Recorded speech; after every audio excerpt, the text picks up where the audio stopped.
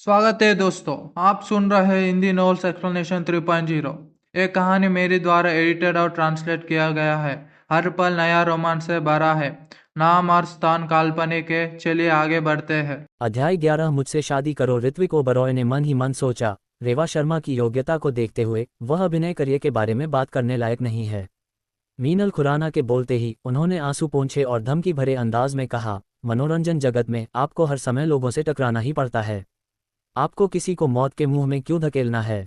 अगर आप सचमुच हमारी रेवा शर्मा को मार देंगे तो आपका कुछ भला नहीं होगा। धमकी इतनी साफ थी कि छोटी लाडो और बाकी लोग गुस्से से आग बबूला हो गए। सायशा देवनानी अपनी बेटियों की तुलना में काफ़ी शांत दिख रही थीं। उन्होंने ज्यादा कुछ नहीं कहा, लेकिन अपने पीछे खड़े नितिन मेहरा की ओर मुड़कर कहा, उनसे कहो कि मैं ये सुनिश्चित करूंगी कि रेवा शर्मा कल सुबह तक मनोरंजन जगत से पूरी तरह गायब हो जाएं। ये सुनकर मीनल खुराना के पैर और भी कमजोर पड़ गए, उनका चेहरा और भी पीला पड़ गया और उन्होंने कांपते हुए कहा, अध्यक्ष देवनानी, अगर आपको युवराज मल्होत्रा की भावनाओं का लिहाज नहीं है तो कृपया हमारी रेवा शर्मा को अभी के लिए जाने दें। युवराज मल्होत्रा का सम्राट ग्रुप के साथ व्यावसायिक रिश्ता है। भले ही उन्हें साधु की परवाह न हो, कम से कम वे सायशा देवनानी को उनके लिए एक अपवाद बनाने के लिए मना तो सकती हैं। हालांकि सायशा देवनानी को जैसे याद आ गया हो और वे नितिन मेहरा की ओर मुड़ी, मेहता परिवार का हमारे साथ सहयोग तुरंत समाप्त कर देना चाहिए।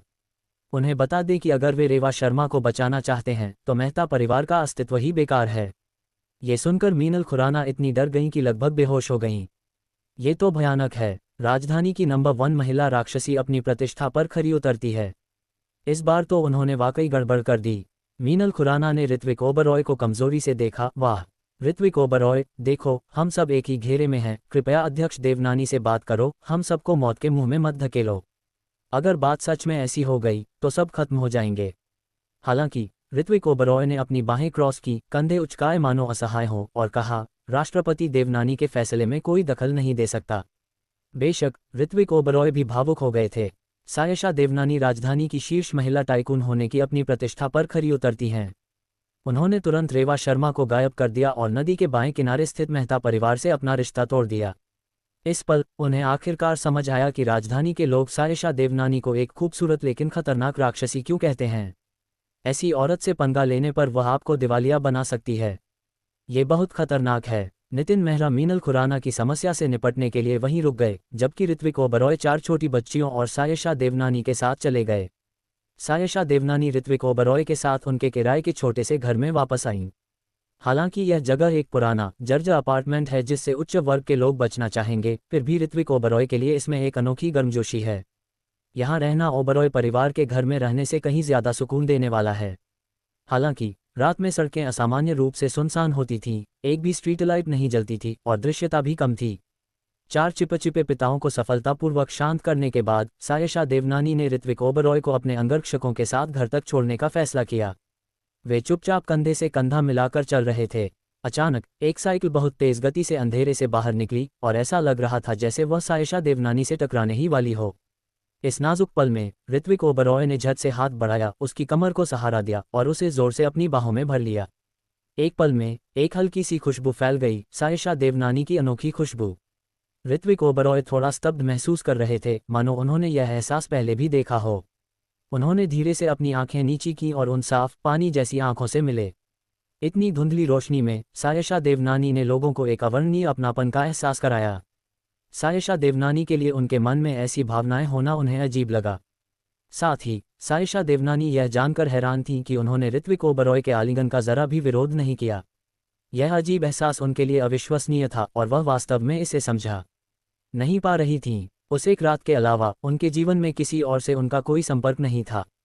इस क्षण दोनों के बीच का माहौल थोड़ा हल्का हो गया और सायशा देवनानी की नज़र ऋत्विक ओबरॉय पर पड़ी, एक अदम्य भावना लिए हुए। दरअसल देवनानी परिवार में किसी को भी यह नहीं पता था कि उन अमीर युवकों को नीची नज़र से देखने के अलावा उनकी शादी करने की अनिच्छा 5 साल पहले हुई एक घटना के कारण भी थी। वह दूसरे पुरुषों द्वारा छुआ जाना बर्दाश्त नहीं कर सकती थीं। लेकिन ऋत्विक ओबरॉय एक अपवाद थे। वह न केवल उन्हें नापसंद करती थीं, बल्कि उनके स्पर्श से उन्हें अपनापन भी महसूस होता था। लगभग तुरंत ही सायशा देवनानी ने भी एक फैसला ले लिया। ऋत्विक ओबरॉय को तब तक होश नहीं आया जब तक साइकिल गायब नहीं हो गई। उन्होंने अजीब तरह से सायशा देवनानी को खड़ा किया और तुरंत माफ़ी मांगते हुए कहा, अध्यक्ष देवनानी, मुझे माफ़ करना। मैं आपकी रक्षा करने की कोशिश कर रहा था, आपका फायदा उठाने की नहीं। सायशा देवनानी भावशून्य रहीं। कुछ नहीं। माहौल एक पल के लिए थोड़ा अजीब सा हो गया। ऋत्विक ओबरॉय अजीब तरह से मुस्कुराए और काफी देर तक उन्हें समझ नहीं आया कि क्या कहें। कुछ कदम चलने के बाद उन्होंने मुस्कुराते हुए कहा, अध्यक्ष देवनानी, आज अपने बच्चों को मेरी मदद के लिए लाने के लिए फिर से शुक्रिया। सायशा देवनानी के चेहरे के भाव लगभग अपरिवर्तित रहे। विनम्र होने की जरूरत नहीं है, आपकी मदद करना मेरे लिए सम्मान की बात है। एक महिला की आवाज में स्वाभाविक रूप से एक अवर्णनीय कोमलता होती है और उसका आखिरी वाक्य तो और भी कोमल था। ये सुनते ही ऋत्विक ओबरॉय की धड़कनें तेज हो गईं। फिर वह रुका और अपने किराए के घर की ओर देखा। मिस्टर लियू, मेरा किराए का घर बस आगे ही है। यह एक पुराना जर्ज मोहल्ला है, घर बिल्कुल खाली है, इसलिए मैं आपको अंदर नहीं बुलाऊंगी। सायशा देवनानी रास्ते में आसपास के माहौल को गौर से देख रही थीं। उन्होंने कभी सोचा भी नहीं था कि ऋत्विक ओबरॉय जैसा आदमी इतने जर्ज मोहल्ले में रहेगा। वह कुछ पल चुप रहीं, फिर अचानक बोली, ऋत्विक ओबरॉय, यहाँ से चले जाओ। मैं भी यहाँ से जाना चाहता हूँ। अभी मेरी ज्यादा आमदनी नहीं है और बाहर का किराया बहुत महंगा है, ऋत्विक ओबरॉय ने शर्मिंदा होते हुए कहा। वह एक बड़ा आदमी है, फिर भी उसकी हालत इतनी खराब है। सायशा देवनानी ने भी ऋत्विक ओबरॉय की आंखों में निराशा के भाव देखे, लेकिन उन्होंने ऋत्विक ओबरॉय को नीचा नहीं देखा। बल्कि उन्होंने ऋत्विक ओबरॉय से कहा, तुम मेरे घर आकर रह सकते हो। खांसी खांसी खांसी। ऋत्विक ओबरॉय का गला लगभग अपनी ही लार से घुट गया। उन्होंने तुरंत सायशा देवनानी की ओर देखा। नहीं, अध्यक्ष देवनानी, क्या आप जानते हैं कि इस तरह के निमंत्रण का क्या मतलब होता है? वह खुद को सज्जन नहीं मानते थे, लेकिन वह इसे ऐसे ही जाने नहीं दे सकते थे और सायशा देवनानी की प्रतिष्ठा को धूमिल नहीं कर सकते थे। सबको हैरानी हुई जब सायशा देवनानी ने उनसे कहा, मुझे पता है, मुझे लगता है कि तुम मेरे घर आ सकते हो और हम शादी कर सकते हैं। ऋत्विक ओबरॉय पूरी तरह से स्तब्ध रह गए। उन्होंने गलत नहीं सुना, है ना? सायशा देवनानी अब उनसे शादी करने वाली हैं। उनकी योग्यता वाले पुरुषों को डेटिंग के बाजार में सीधे नकार दिया जाएगा। सायशा देवनानी, दरअसल प्रेसिडेंट देवनानी, क्या मैं आपसे पूछ सकती हूँ कि आपने मुझे क्यों चुना? ऋत्विक ओबरॉय ने कड़वाहट से मुस्कुराते हुए कहा, अगर सिर्फ इसलिए कि आपको मेरी मौजूदा हालत पर तरस आ रहा है, तो मुझे लगता है कि यह बिल्कुल ज़रूरी नहीं है। 2 वजहें। पहली, मेरी बेटियां आपको पसंद करती हैं। दूसरी, मैं आपको नापसंद नहीं करती। सायशा देवनानी ने बेबाकी से कहा। उसे लगा कि अगर ऋत्विक ओबरॉय इन दोनों ज़रूरतों को पूरा करता तो वह पहले ही उसके पति की उम्मीदों पर खरा उतर चुका होता। हालांकि ऋत्विक ओबरॉय को लगा कि सायशा देवनानी का तर्क बहुत कमज़ोर था। इसके अलावा सायशा देवनानी को पता ही नहीं था कि वह किस दौर से गुजरा है। प्रेसिडेंट देवनानी, आपने मेरी फाइल भी देखी है। मैं जेल जा चुकी हूं और मेरा आपराधिक रिकॉर्ड भी है। और नैना कुलकर्णी का चेहरा ऋत्विक ओबरॉय के ज़हन में कौंध गया। सच कहूं तो वह अभी भी अपने पहले प्यार के धोखे को आसानी से भुला नहीं पा रहा है। उनमें यह विश्वास करने का भी अभाव था कि उन्हें एक आदर्श रिश्ता मिल सकता है। मुझे कोई परवाह नहीं। सायशा देवनानी का जवाब हमेशा की तरह सीधा था। भले ही आपको परवाह न हो, आपके देवनानी परिवार को तो है। ऋत्विक ओबरॉय कड़वे स्वर में मुस्कुराए और उन्हें गंभीरता से सलाह देते हुए बोले, राष्ट्रपति देवनानी, शादी सिर्फ 2 लोगों के बीच का मामला नहीं है, खासकर आपके अमीर परिवार के लिए, जहां आपको सामाजिक स्थिति और पारिवारिक पृष्ठभूमि का ध्यान रखना होगा। मैं आपके देवनानी परिवार के लिए काफ़ी नहीं हूँ। वे क्या सोचते हैं, इससे कोई फर्क नहीं पड़ता। सायशा देवनानी ने ऋत्विक ओबरॉय को दृढ़ता से देखा। मैं ही आपसे शादी कर रही हूँ।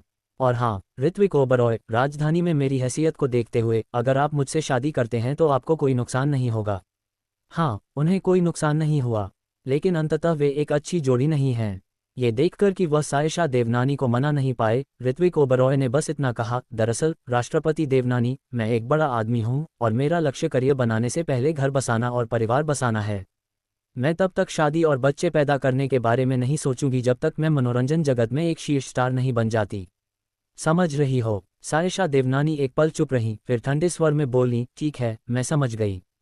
अच्छा, सुश्री लियू, शुभ रात्रि। ऋत्विक ओबरॉय को लगा कि उन्हें सायशा देवनानी से पूरी तरह नाता तोड़ लेना चाहिए। इतना कहकर वह मुड़े और चले गए। अंधेरे में सायशा देवनानी की निगाहें ऋत्विक ओबरॉय पर सामान्य से कुछ अलग थीं। इस बीच उनके पीछे चल रहे अंगरक्षकों ने तुरंत अपने फ़ोन से 4 छोटी बच्चियों को संदेश भेज दिए। श्रीमती, श्री ओबरॉय ने राष्ट्रपति देवनानी को अस्वीकार कर दिया है। विस्तारित लिंकन के अंदर छोटी लाडो अपनी 3 छोटी बहनों को देखकर थोड़ा भौहें चढ़ा रही थी। लगता है मम्मी का सीधा तरीका काम नहीं आया, हमें प्लान बी इस्तेमाल करना होगा। अध्याय 12। वे उसके मुंह पर तमाचा मारना चाहते हैं। ऋत्विक ओबरॉय अपने थके हुए शरीर को घसीटते हुए अपने किराए के कमरे में वापस आए, करवट बदली और बिस्तर पर लेट गए, लेकिन अचानक उनकी आंखें खुल गईं। वह आंखें बंद करके बिस्तर पर चुपचाप लेटे रहे, लेकिन सायशा देवनानी का मनमोहक चेहरा उनके मन में बार बार घूम रहा था। उन्हें मानना पड़ा कि सायशा देवनानी जैसी आकर्षक महिला के आकर्षण का विरोध करना किसी भी सामान्य पुरुष के लिए मुश्किल होगा। हालांकि वह ऋत्विक ओबरॉय को बेचैनी का एहसास हुआ और उन्होंने करण सेठी को फिर से फोन करने का फैसला किया। उसी समय करण सेठी बार में मौजूद थे। उनका सामना कुछ परेशान करने वाले लोगों से हुआ जो उन पर ड्रिंक्स खरीदने का दबाव डाल रहे थे। ऋत्विक ओबरॉय, मुझे सिर्फ 1000 युआन उधार दे देना भी ठीक रहेगा। करण सेठी की आवाज़ बहुत निराश लग रही थी, जिससे साफ जाहिर था कि उन्हें धमकाया गया था। ऋत्विक ओबरॉय बार में मौजूद उन लोगों के स्वभाव से वाकिफ थे और वह करण सेठी को धमकाते हुए नहीं देखना चाहते थे। इसलिए बिना ज्यादा सोचे समझे उसने एक टी शर्ट पहनी और करण सेठी को ढूंढने निकल पड़ा। महफिल बार का निजी कमरा। पराग वालिया अपनी बाईं बांह पर एक सुडौल महिला को लिए अपनी दाहिनी उंगलियों के बीच एक मोटा सिगार पकड़े, होठों पर एक तिरस्कार भरी मुस्कान लिए तिरस्कारपूर्वक बोले, इस करण सेठी के उस कमीने ऋत्विक ओबरॉय से अच्छे संबंध हैं। मैं उसे बहुत समय से नापसंद करता हूँ। तुम लोग उन लोगों को बाहर बुलाकर उसे मरवाने का कोई रास्ता निकालो। मैं देखना चाहता हूं कि क्या आज रात उसकी पूरी बदनामी और कंगाली हो जाएगी। ये सुनकर उनमें से एक महिला हैरान रह गई और धीरे से हंसी। यंग मास्टर, ये आपको ऋत्विक ओबरॉय की इतनी परवाह करने की ज़रूरत नहीं है। अब आप पूरे ओबरॉय परिवार के प्रभारी हैं, वह बस एक मामूली इंसान है जो कोई बड़ी मुसीबत खड़ी कर सकता है। ऋत्विक ओबरॉय को जेल भेजने के बाद से पराग वालिया ने इस मौके का बड़ी चतुराई से इस्तेमाल करके ओबरॉय परिवार के ज़्यादातर सदस्यों का दिल जीत लिया है। आज वह न केवल महेंद्र ओबरॉय के बाद ये ग्रुप के सीईओ हैं, बल्कि ओबरॉय परिवार में इस पद को प्राप्त करने वाले सबसे संभावित व्यक्ति भी बन गए हैं। हालांकि सत्ता के भूखे पराग वालिया इससे संतुष्ट नहीं थे। खासकर ओबरॉय परिवार के मुखिया, जो वास्तव में सत्ता के मालिक हैं, ने अभी तक ओबरॉय परिवार की सत्ता उन्हें सौंपने का इरादा नहीं जताया है। वह ओबरॉय परिवार पर पूरी तरह से कब्जा करने से पहले ऋत्विक ओबरॉय को आसानी से जाने नहीं देंगे। तुम समझ नहीं रहे हो। पराग वालिया अर्थपूर्ण ढंग से मुस्कुराए, मानो उनके मन में कुछ और ही योजनाएं हों। अचानक मानो कुछ याद आ गया हो, उनका चेहरा ठंडा पड़ गया और उन्होंने अपने सहायक की ओर मुड़कर आदेश दिया, मैं कुछ और धमाकेदार धमाके करूंगा और मैं ये सुनिश्चित करूंगा कि ऋत्विक ओबरॉय मनोरंजन उद्योग में टिक भी न सकें। ऋत्विक ओबरॉय, तुम मेरे ऊपर खड़े होने के भी लायक नहीं हो। तुम सिर्फ मेरे चरणों में बैठने, मेरे सामने झुकने, मुझे प्रणाम करने और मेरा आदर करने के लायक हो। जब ऋत्विक ओबरॉय बार में पहुंचे तो सब करण सेठी को नीचा दिखा रहे थे। तुम आखिर आए ही क्यों? करण सेठी ऋत्विक ओबरॉय को यहाँ आते नहीं देखना चाहते थे। आखिरकार इस ग्रुप में ज्यादा अच्छे लोग तो थे नहीं। वह एक बार में काम करते हैं और उनके पास ठगे जाने के अलावा कोई चारा नहीं है, लेकिन ऋत्विक ओबरॉय अलग हैं। करण सेठी के कपड़ों पर शराब के दाग देखकर ऋत्विक ओबरॉय के चेहरे पर उदासी छा गई। आखिर उनका क्या मतलब है? ये अरण्या शहर के कुछ अमीर लड़के हैं। उन्होंने कहा कि मैंने उनके लिए जो ड्रिंक्स बनाई उनका स्वाद ठीक नहीं था और उन्होंने जोर देकर कहा कि मैं उन्हें दोबारा बनाऊं। मेरे बनाने के बाद भी वे संतुष्ट नहीं हुए। वे बस मुझसे पैसे ऐंठने की कोशिश कर रहे हैं। करण सेठी ने आह भरी और कहा कि उन्हें भी इस बेतुके एहसास से नफरत है। वे हमें हमेशा से दबाते आए हैं। ऋत्विक ओबरॉय समझ गए, ये लोग बस करण सेठी से पैसे चाहते थे। ऋत्विक ओबरॉय को आते देख उन्होंने तुरंत किसी को पराग वालिया को खबर करने के लिए भेजा। जैसी कि उम्मीद थी, ऋत्विक ओबरॉय के इतनी जल्दी आ जाने की खबर सुनकर पराग वालिया के चेहरे पर एक शरारती मुस्कान आ गई। वह इस समय ऋत्विक ओबरॉय को परेशान करने नहीं जा रहा था। आखिरकार उसे अरण्य शहर में एक उत्कृष्ट युवा के रूप में चुना जा रहा है, इसलिए उसे अभी भी अपनी प्रतिष्ठा का ध्यान रखना होगा। लेकिन दूसरे लोग ऋत्विक ओबरॉय को धमकाने में उसकी मदद कर सकते हैं। फिर ऋत्विक ओबरॉय ने अपने बगल में खड़ी एक महिला को निर्देश दिया और वह महिला मुस्कुराते हुए बाहर चली गई। इस समय 2 अमीर बच्चों ने ऋत्विक ओबरॉय को घेर लिया था। अमीर लड़के इन्हें कहा, मुझे परवाह नहीं है कि तुम्हारा करण सेठी के साथ कैसा रिश्ता है। अगर वह हमें दुखी करता है तो उसे तब तक हमें मुआवजा देना होगा जब तक हम संतुष्ट न हो जाएं। अमीर लड़के बी ने दयालुता का नाटक करते हुए कहा, दरअसल हम ऐसे लोग नहीं हैं जो दूसरों के लिए मुश्किलें खड़ी करें।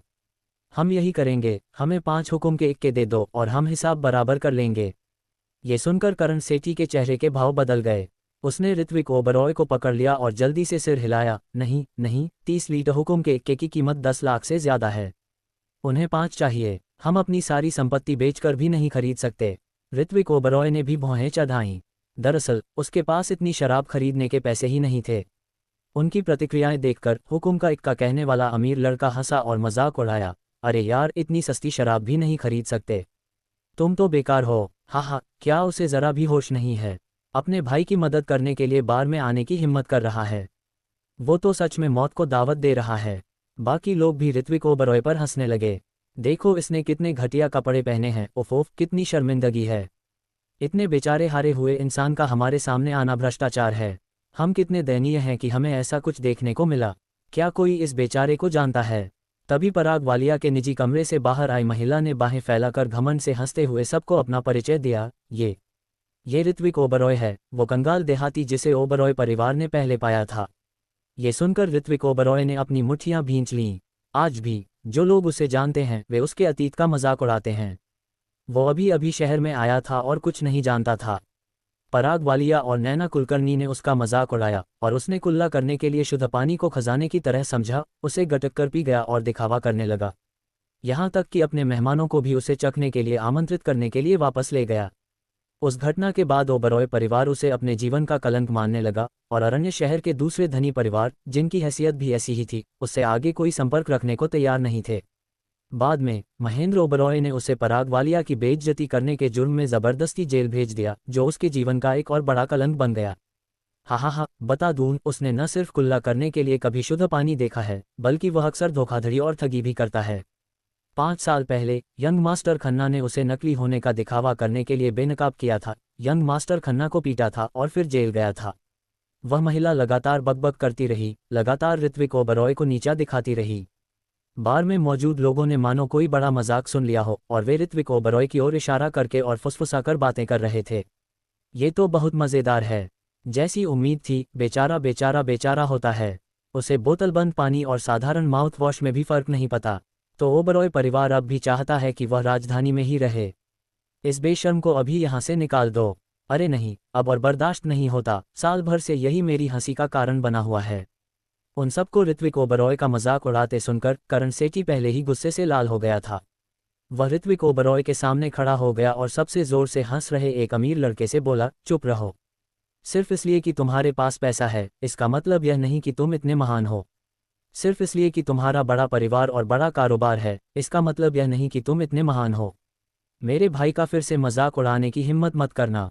अचानक आलोचना से वह अमीर लड़का स्वाभाविक रूप से काफी दुखी था। वह यहाँ एक युवा मास्टर है जिसके शब्दों का वजन 3 और लोगों के शब्दों के बराबर है। अमीर लड़के का चेहरा तुरंत काला पड़ गया और उसकी आंखें गुस्से से चमक उठीं।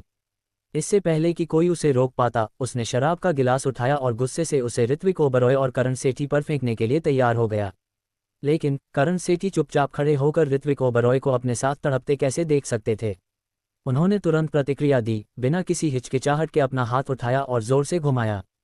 थप्पड़ सीधे उस अमीर लड़के के वाइन ग्लास पर पड़ा, जिससे वह उड़कर जमीन पर गिर पड़ा। एक जोरदार धमाके के साथ पूरा दृश्य एक भयानक सन्नाटे में डूब गया। लगभग सभी की नज़रें कांच के टुकड़ों पर टिकी थीं और उनके हाव भाव काफ़ी अलग अलग थे। कुछ महिलाओं ने तो इस मौके का फ़ायदा उठाकर हंस भी दिया।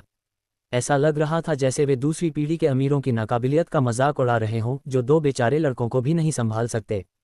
उनके इस रवैये को देखकर दूसरी पीढ़ी के अमीरों ने करण सेठी को गुस्से से घूरा, उनकी आंखें बड़ी हो गईं और दांत भींचे, उनका गुस्सा और भी बढ़ गया। जब वह क्रूरता से बोला तो उसकी उठी हुई उंगली कांपने लगी। अरे यार, तुम दोनों कमीनों, क्या तुम्हें पता है इस वाइन के गिलास की कीमत कितनी है? ये खास तौर पर बनाया गया बेहतरीन कॉकटेल है, 5 लाख युआन प्रति गिलास से भी ज्यादा। और तुमने इसे ऐसे तोड़ने की हिम्मत कैसे की? आज तुम मुझसे टकरा गए, तुम बहुत बदकिस्मत हो। मैं तुम्हें ऐसा कभी नहीं करने दूंगा। उस अमीर लड़के का ये रवैया देखकर करण सेठी का दिल बैठ गया। उसने ऋत्विक ओबरॉय की तरफ अपराधबोध से देखा और धीमी आवाज में कहा, भाई, मुझे बहुत अफसोस है, मैंने आज तुम्हें सच में इस मुसीबत में घसीट लिया। ऋत्विक ओबरॉय उसकी मदद करने आए, लेकिन अब न सिर्फ उसकी पोल खुल रही थी, बल्कि वो मुसीबत में भी फंस गया था। उसे सच में पछतावा हो रहा था। युवा मास्टर बेदी, प्लीज नाराज मत होइए। इस समय पराग वालिया द्वारा भेजी गई महिला दूसरी पीढ़ी के अमीर व्यक्ति के पास पहुंची और मुस्कुराते हुए बोली, आखिरकार वह यंग मास्टर खन्ना का कुत्ता है। आप उससे यंग मास्टर खन्ना की खातिर 500,000 का मुआवजा क्यों नहीं मांगते और जो बीत गई सो भूल जाते हैं? कैसा रहेगा? करण सेठी ने तुरंत गाली दी, पराग वालिया का कुत्ता कौन है? तुम तो ठीक से बात करते हो। इधर उधर देखते ही महिला की आंखें ठंडी हो गईं।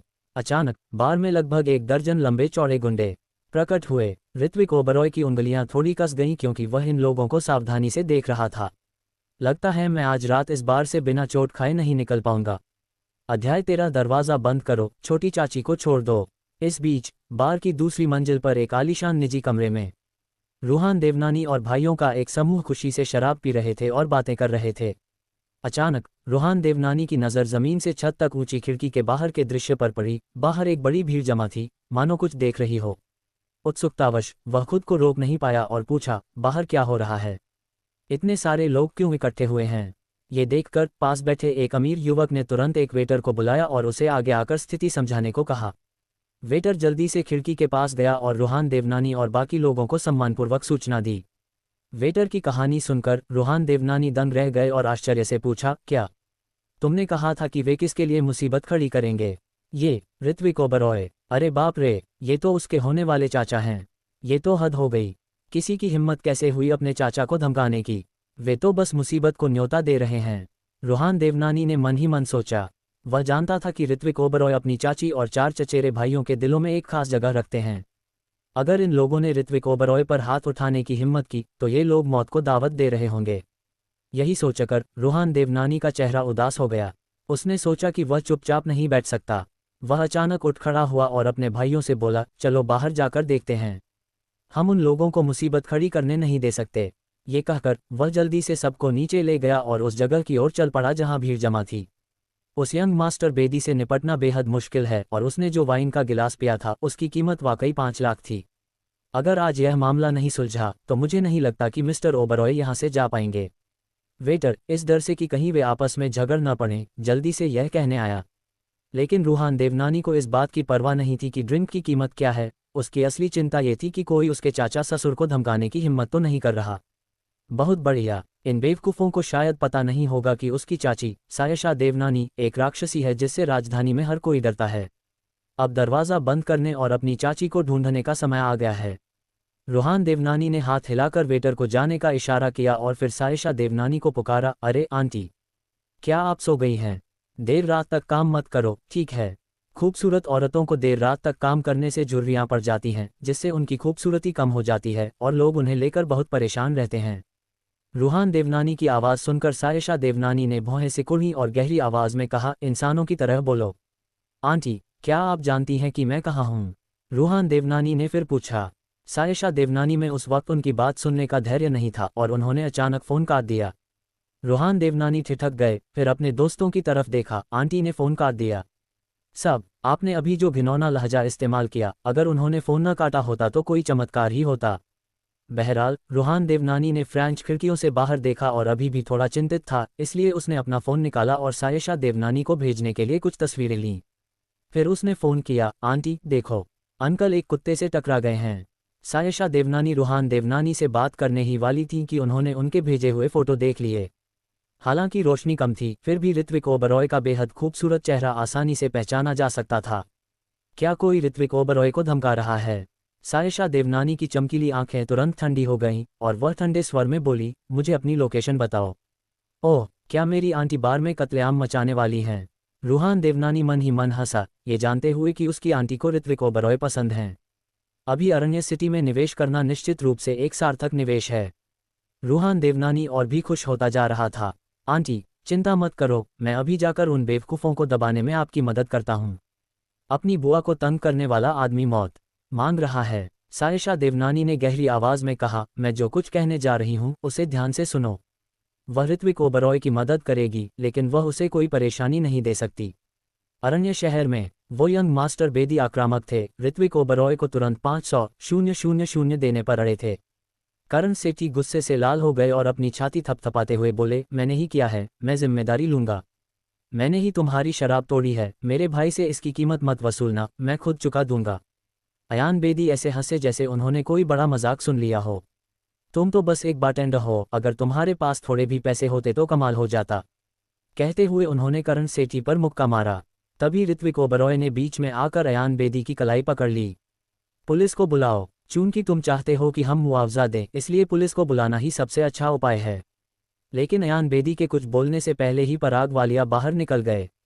उसने एक हाथ अपनी पैंट की जेब में डाला, 2 बार ठंडी हंसी और फिर बोला, ऋत्विक ओबरॉय, बताओ तुम्हारी हालत इतनी खराब कैसे होती जा रही है। जैसे ही ऋत्विक ओबरॉय ने पराग वालिया को देखा, उसका चेहरा काला पड़ गया। ये पाखंडी आखिरी इंसान था जिससे वह मिलना चाहता था। पराग वालिया मानो अपनी भावनाओं से बेखबर जानबूझकर अयान बेदी के पास गया और पहले बोला, यंग मास्टर बेदी, चाहे कुछ भी हो, वह ओबरॉय परिवार का सदस्य है। उसे कुछ इज्जत दो, उसे इस तरह तंग मत करो। लेकिन उस वाइन के गिलास की कीमत 500,000 से ज्यादा है। यंग मास्टर बेदी पराग वालिया को इज्जत तो देते, लेकिन उन्हें अंदाजा था कि पराग वालिया ऋत्विक ओबरॉय के लिए मुसीबत खड़ी करना चाहता है। इसलिए जाहिर है वह ऋत्विक ओबरॉय के लिए मुसीबत खड़ी करने और ऋत्विक ओबरॉय को दुखी करने में पराग वालिया का साथ देने को तैयार था। हम 500,000 युआन की भरपाई किसी और तरीके से कर सकते हैं, पराग वालिया ने ऋत्विक ओबरॉय की तरफ शरारती मुस्कान के साथ कहा। अयान बेदी पराग वालिया के तरीकों से हमेशा वाकिफ थे और उन्हें ऐसा कहते देख उनकी दिलचस्पी तुरंत बढ़ गई।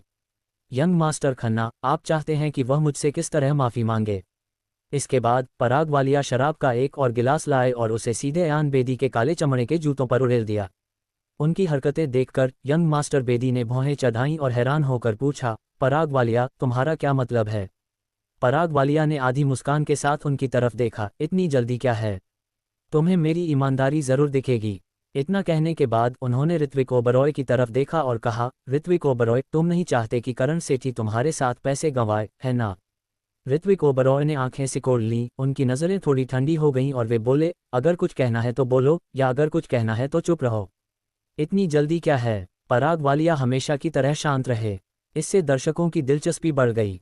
हर कोई जानना चाहता था कि पराग वालिया ऋत्विक ओबरॉय के साथ क्या करेंगे।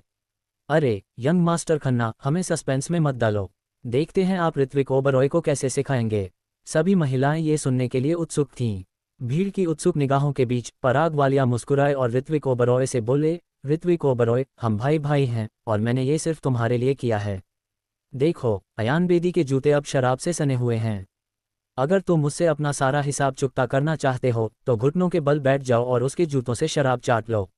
इतना कहकर उसने बगल में बैठे यंग मास्टर बेदी की ओर देखा, भौहें चढ़ाईं और पूछा, यंग मास्टर बेदी, तुम्हें क्या लगता है?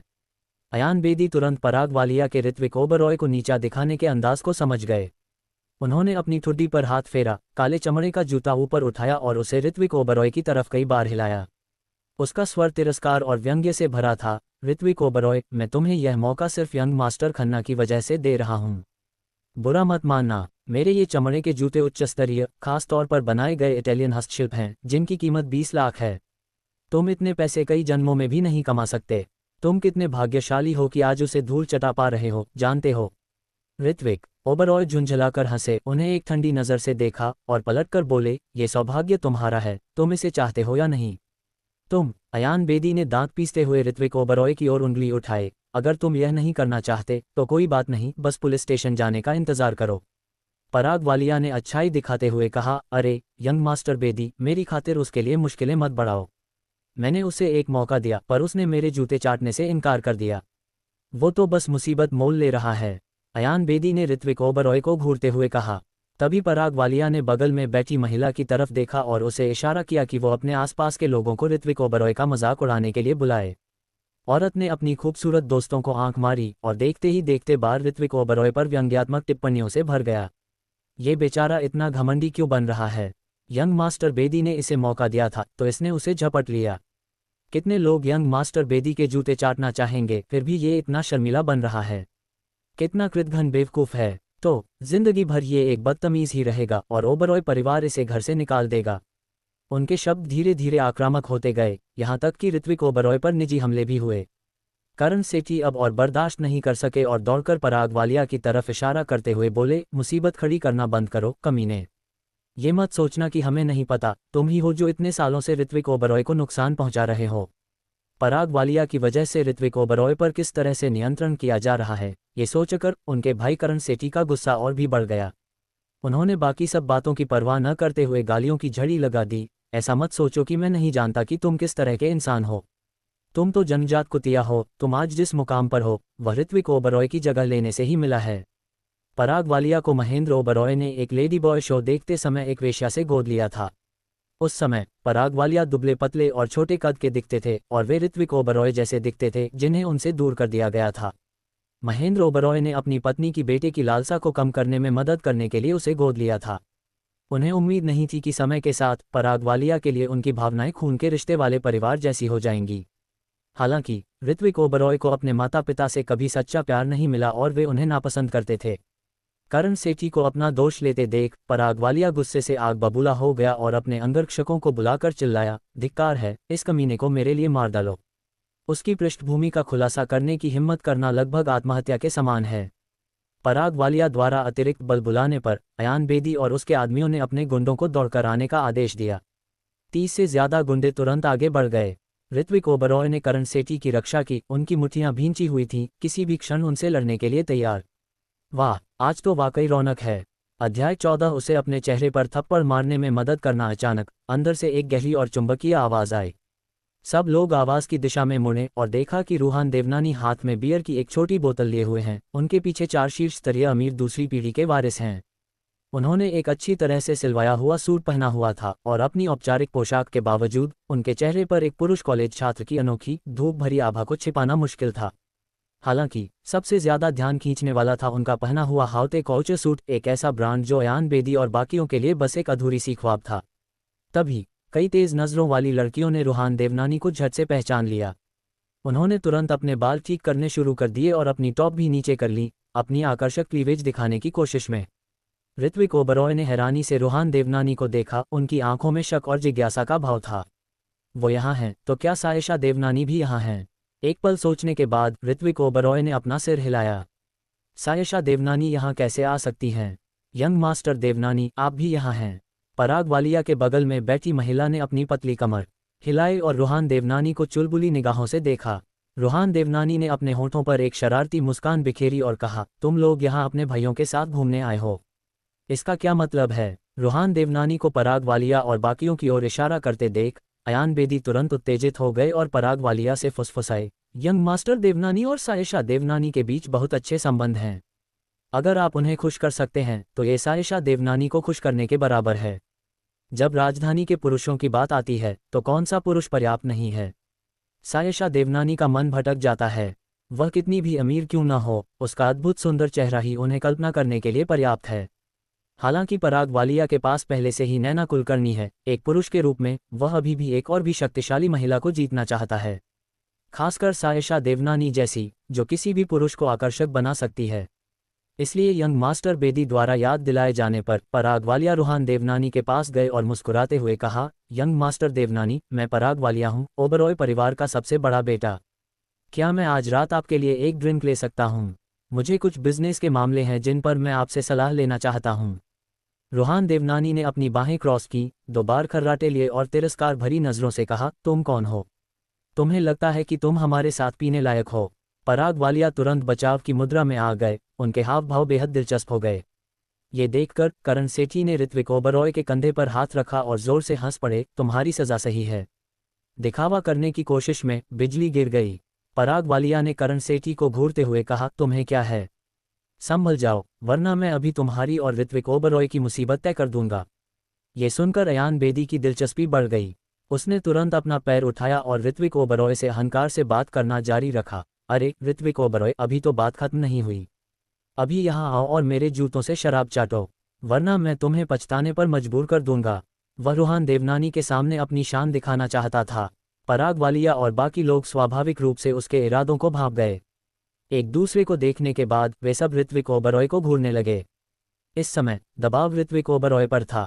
अरे ऋत्विक ओबरॉय, डरपोक मत बनो, कर्ज चुकाना तो बनता है, जल्दी करो और यंग मास्टर बेदी के जूते चाटो। हाँ, यंग मास्टर देवनानी, देखो आज रात बड़ा तमाशा होने वाला है।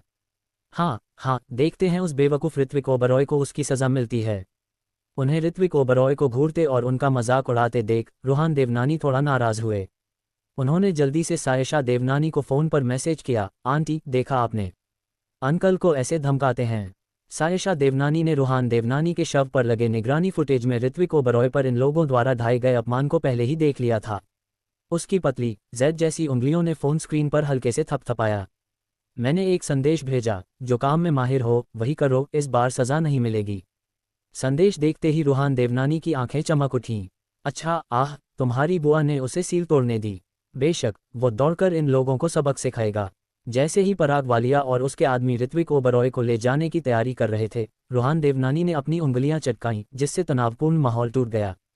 उसने हल्के से ऋत्विक ओबरॉय के कंधे पर हाथ रखा, उसके होंठों पर एक शरारती मुस्कान थी, और थोड़े शरारती लहजे में कहा, तुम मेरे आदर्श से क्या करवाना चाहते हो? चमड़े के जूते चाटना, क्या तुम सोचते हो? ये शब्द किसी बम की तरह थे जिसने पूरे कमरे को तुरंत उड़ा दिया और वहां मौजूद सभी लोगों को अवाक कर दिया। यहाँ तक कि ऋत्विक ओबरॉय भी हैरान रह गए।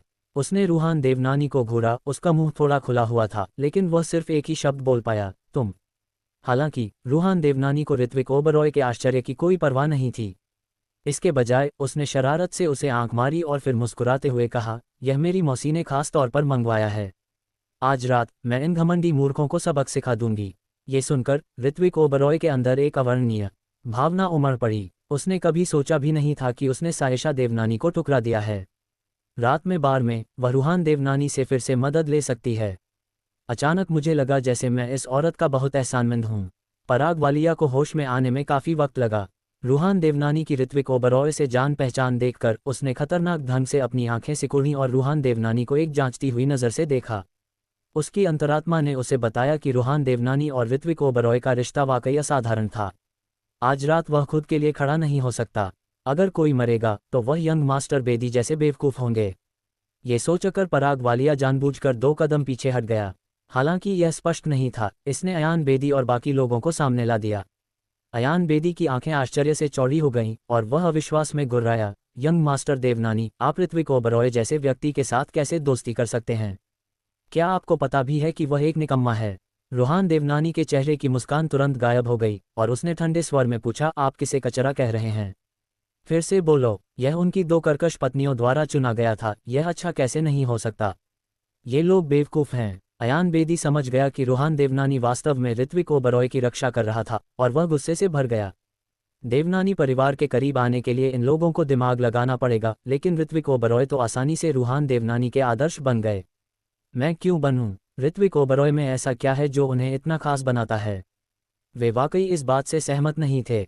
पराग वालिया, जो स्वाभाविक रूप से अयान बेदी से भी ज्यादा नाराज थे, तुरंत कुछ कर नहीं पाए, इसलिए उन्होंने अयान बेदी की पीठ पर हाथ फेरा और फुसफुसाते हुए एक चेतावनी दी जो सिर्फ वे दोनों सुन सके, उस कमीने ऋत्विक ओबरॉय को सिर्फ पैसों से प्यार है।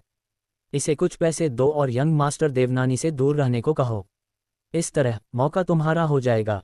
ये सुनकर अयान बेदी ने पराग वालिया की बात से सहमति जताते हुए आंखें सिकोड़ लीं। फिर उन्होंने 2 बार नाक सिकोड़ी और अपने गुर्गे से 100 युआन के नोटों की 3 गड्डियां ले लीं।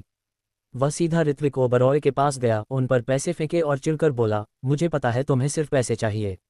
लो, मैं तुम्हें पैसे देता हूँ, बस यंग मास्टर देवनानी को परेशान करना बंद करो और इस बार से निकल जाओ। रूहान देवनानी ने कभी उम्मीद नहीं की थी कि ये बेवकूफ़ उनके सामने ऋत्विक ओबरॉय को बेइज्जत करने की हिम्मत करेंगे। उसके चेहरे पर एकाएक उदासी छा गई और उसने ऋत्विक ओबरॉय से सीधे पूछा, क्या उन कमीनों ने अभी अभी तुम्हें इसी तरह बेइज्जत किया था? ऋत्विक ओबरॉय ने भौहें चढ़ाईं।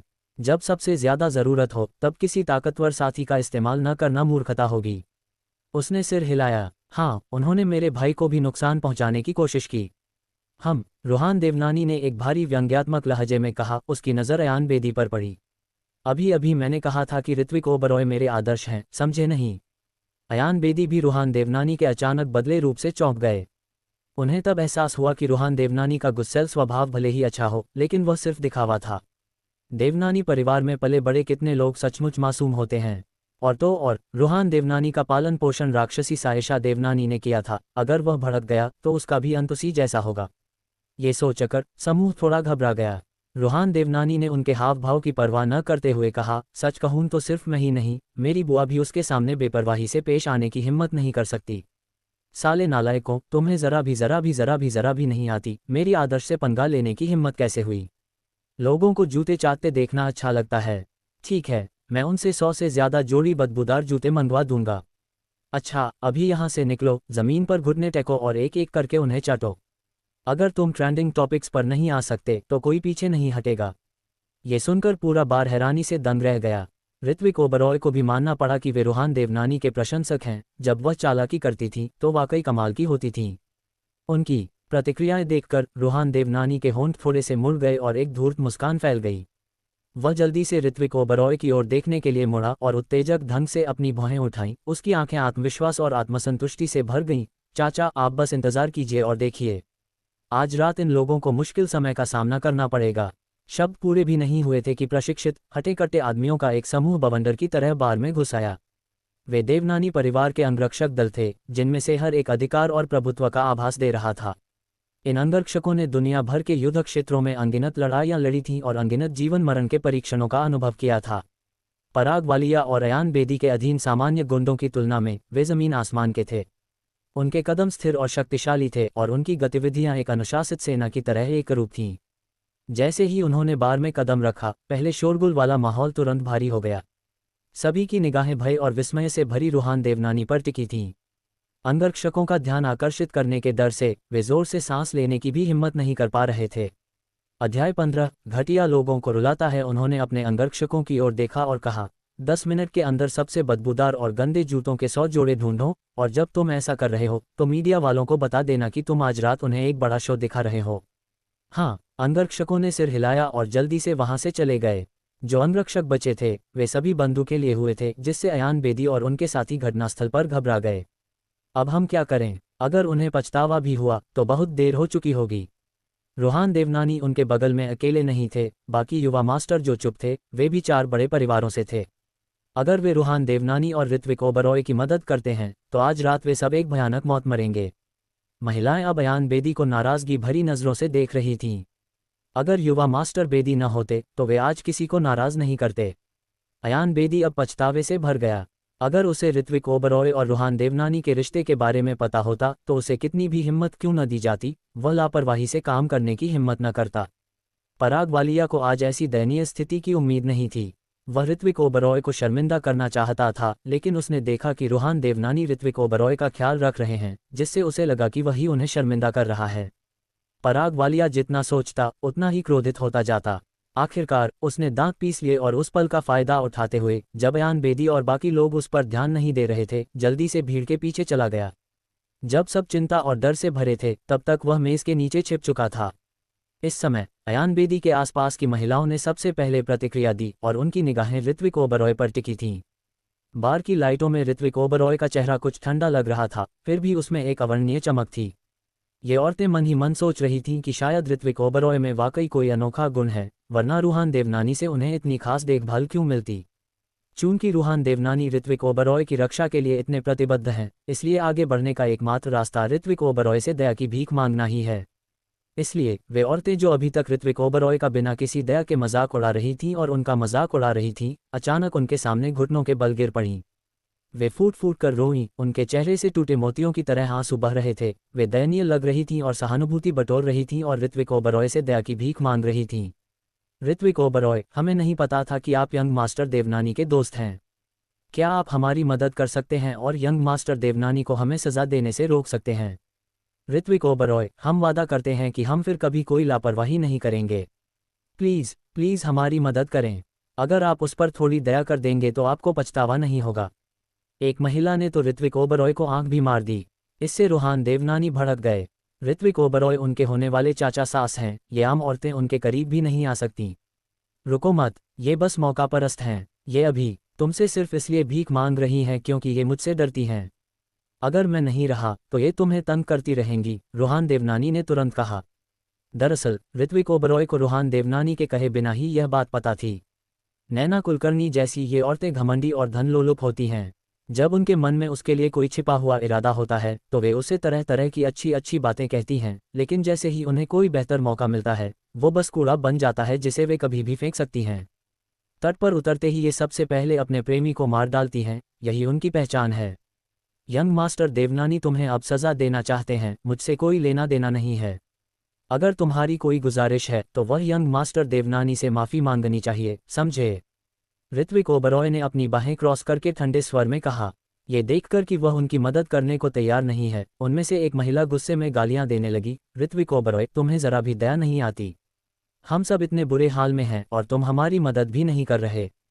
और तुम कितने नाटक कर रहे हो। हमने तुम्हें कुछ नहीं किया, तुम्हें चोट भी नहीं लगी। अगर यह महिला न बोलती तो शायद ऋत्विक ओबरॉय इतने उदासीन न होते, लेकिन उसकी बातों ने उन्हें बहुत निराश किया। ऋत्विक ओबरॉय ने दो जोरदार ठंडी हंसी हंसी और फिर कहा, तुम जैसे लोगों को भविष्य में गरज और बारिश से दूर रहना चाहिए, कहीं ऐसा न हो कि बिजली तुम पर गिरे और हमें नुकसान पहुंचाए। तुम्हारा क्या मतलब है? महिला ने आश्चर्य से कहा। ऋत्विक ओबरॉय ने ठंडे स्वर में जवाब दिया, यदि आपने दूसरों के दुख का अनुभव नहीं किया है तो उन्हें दयालु होने की सलाह न दें। वे वो नहीं हैं, उन्हें उनके जैविक माता पिता ने अस्वीकार नहीं किया था, न ही उन्हें इस तरह अपमानित किया गया था जैसा कि अभी हुआ था। उन्हें अपने मूल्य उस पर थोपने का कोई अधिकार नहीं है, और अगर वो उन्हें सज़ा भी दे दे तो क्या फ़र्क पड़ता है। लोगों को हमेशा अपनी गलतियों की जिम्मेदारी लेनी चाहिए। लिंग चाहे जो भी हो, अगर आप गलत हैं तो आपको उसे स्वीकार करना चाहिए। आखिरकार जब विपत्ति आती है तो पुरुषों और महिलाओं के साथ कभी अलग व्यवहार नहीं किया जाता। जब उन्होंने उसे अपमानित किया तो उन्होंने उसकी कोई खास परवाह नहीं की। रूहान देवनानी ने ऋत्विक ओबरॉय की प्रशंसा करते हुए अपनी भौं थोड़ी ऊपर उठाई। जानते हैं, सही गलत की ऐसी स्पष्ट समझ, जरूरत पड़ने पर बदला लेने की तत्परता, ठीक वैसा ही व्यवहार वो अपनी मौसी के साथ करता है। ये देखकर कि ऋत्विक ओबरॉय उन्हें जाने नहीं देना चाहते, बार में मौजूद लोगों ने पूरी तरह से हार मान ली। ये स्पष्ट नहीं है कि पहले कौन बाहर गया, लेकिन जब उन्होंने सुअर जैसी चीख निकाली तो बाकी लोगों को भी धीरे धीरे बाहर खींच लिया गया। जब ऋत्विक ओबरॉय और करण सेठी फिर से बाहर आए तो उन्होंने अयान बेदी और बाकी लोगों को जमीन पर घुटनों के बल बैठे उन बदबूदार और गंदे जूतों को चाटते देखा। उफ, ये तो घिनौना है। मैं जिंदगी में इस तरह के चमड़े के जूते फिर कभी नहीं देखना चाहता। अब से जो भी बकवास करने और गलत लोगों को भड़काने की हिम्मत करेगा, उसे बस मरने का इंतजार रहेगा। मैं यंग मास्टर बेदी और उसके साथियों के साथ फिर कभी नहीं घूमूंगा, लानत है, मैं। उफ, उल्टी की आवाज़ें और पछतावे के शब्द रात के आसमान में गूंज रहे थे। रूहान देवनानी द्वारा सूचित किए गए मीडिया रिपोर्टर अपनी उत्तेजना को रोक नहीं पाए और अपने कैमरों में उस दृश्य को कैद करने लगे। आखिरकार वहां मौजूद कई लोग जाने माने इंटरनेट सेलिब्रिटी हैं। उनके जीवन के एक छोटे से हिस्से में भी झांककर आप भारी ट्रैफिक पैदा कर सकते हैं। रूहान देवनानी की कार में बैठे करण सेठी को तभी होश आया मानो किसी सपने से जाग रहे हों। उन्होंने ऋत्विक ओबरॉय के कंधे पर कसकर हाथ रखा और गहरी भावना से भरकर बोले, ये तो कमाल का था। मैंने कभी सोचा भी नहीं था कि एक दिन हम इन कमीनों को सबक सिखा पाएंगे। ऋत्विक ओबरॉय ने रूहान देवनानी की तरफ देखा, जो इतनी जोर से हंस रहा था कि उसकी पूंछ हिल रही थी। यह क्या है? मेरी बुआ के होते हुए अंकल बेफिक्र होकर लोगों के मुंह पर तमाचा जड़ सकते हैं। दूसरों की तरफ से बोलने की हिम्मत तो उन्हें नहीं थी, लेकिन पूरे त्रिवेणी संघ और पूरी राजधानी में देवनानी परिवार से भिड़ने की हिम्मत कम ही लोग करते थे। करण सेठी ने मुख्य बात पकड़ ली और शरारती मुस्कान के साथ ऋत्विक ओबरॉय के कंधे पर हाथ रखते हुए बोले, तुम कब किसी के अंकल बन गए? तुमने तो कहा था न कि सायशा देवनानी के साथ कुछ नहीं करोगे। रूहान देवनानी उन्हें पहले से ही छोटे चाचा कह रहे हैं, यानी दोनों जल्द ही शादी के बंधन में बंध रहे हैं। वाह, उनके भाई ने वाकई सायशा देवनानी जैसी हसीना को अपना दिल जीत लिया। करण सेठी के आत्मसंतुष्ट भाव देखकर ऋत्विक ओबरॉय ने बिना सोचे समझे अपने होंठ फड़फड़ाए और झट से उनके सिर पर तमाचा जड़ दिया। रुको, बात से भटक मत जाना। ऋत्विक ओबरॉय ने सिर हिलाया, फिर समझाते हुए बोले, रूहान ने तो बस मुझे मुश्किल से निकालने के लिए ऐसा कहा था। मेरे और सायशा देवनानी के बीच कुछ भी नहीं है। अपनी अंतरात्मा की कसम, अपनी जेब की कसम कि सायशा देवनानी के साथ तुम्हारा कोई रिश्ता नहीं है। करण सेठी को यकीन नहीं हुआ। सायशा देवनानी जैसी खूबसूरत हसीना ने खुद को उनके सामने पेश कर दिया। अगर आप कोई बुरा साधु न हो तो भला कैसे मना कर सकते हैं? उनकी प्रतिक्रिया देखकर रूहान देवनानी ने आग में घी डालते हुए कहा, यह बेमेल कैसे हो सकता है? मेरी कजिन और उसके परिवार ने पहले ही तय कर लिया है कि अंकल मेरी आंटी के साथ रहेंगे, और हमारे परिवार ने पहले ही तय कर लिया है कि अंकल और आंटी के भविष्य में कुछ और बच्चे होंगे। ऋत्विक ओबरॉय ने आह भरी, लियो जियो बाय। इस बच्चे को तो वाकई कोई बड़ी बात नहीं लगती। इस लड़के की हरकतों पर उसकी बोलती बंद हो गई। रूहान देवनानी ने होंठ भींचे और मुस्कुराते हुए कहा, इसमें शर्माने की क्या बात है? हम सब मर्द हैं, और वैसे भी मेरी आंटी फूल सी खूबसूरत और सेक्सी हैं। अगर आप लुभाए नहीं गए तो दिक्कत हो जाएगी। ऋत्विक ओबरॉय अविचलित नहीं रहे, उन्हें बस अपनी पहचान का एहसास था। सायशा देवनानी की तुलना में वह तो मानो धरती आसमान है। हालांकि ये देखकर कि रूहान देवनानी सायशा देवनानी को बेचने पर अड़ा हुआ है, वह ज्यादा मना नहीं कर सका। कोई बात नहीं, मैं सायशा देवनानी को समझाने का कोई ना कोई मौका ढूंढ ही लूंगा। बहरहाल जब ऋत्विक ओबरॉय अपने किराए के अपार्टमेंट में लौटा तो उसे अपने फ़ोन पर एक अतिरिक्त नंबर मिला। ये जानने की उत्सुकता में कि वह नंबर किसका है, उसने वापस फ़ोन किया। हेलो। अध्याय 16। ऋत्विक ओबरॉय उस जानी पहचानी आवाज़ से चौंक गया और फिर हिचकिचाते हुए पूछा, प्रेसिडेंट देवनानी? मुझे सायशा देवनानी कहो। फ़ोन के दूसरी तरफ सायशा देवनानी का लहजा कुछ अधिकारपूर्ण था। आखिरकार वह एक शक्तिशाली पद पर थी और पुरुषों के सामने कमजोरी दिखाने की उसे आदत नहीं थी। ऋत्विक ओबरॉय ने उसके दबंग लहजे में छिपी कोमलता को भांप लिया और उसने पूछा, सायशा देवनानी, क्या तुम्हें फ़ोन पर कुछ चाहिए? मैं आपको बस इतना बता रही हूं कि यह मेरा निजी नंबर है, आप इसे आपातकालीन संपर्क के रूप में सेट कर सकते हैं।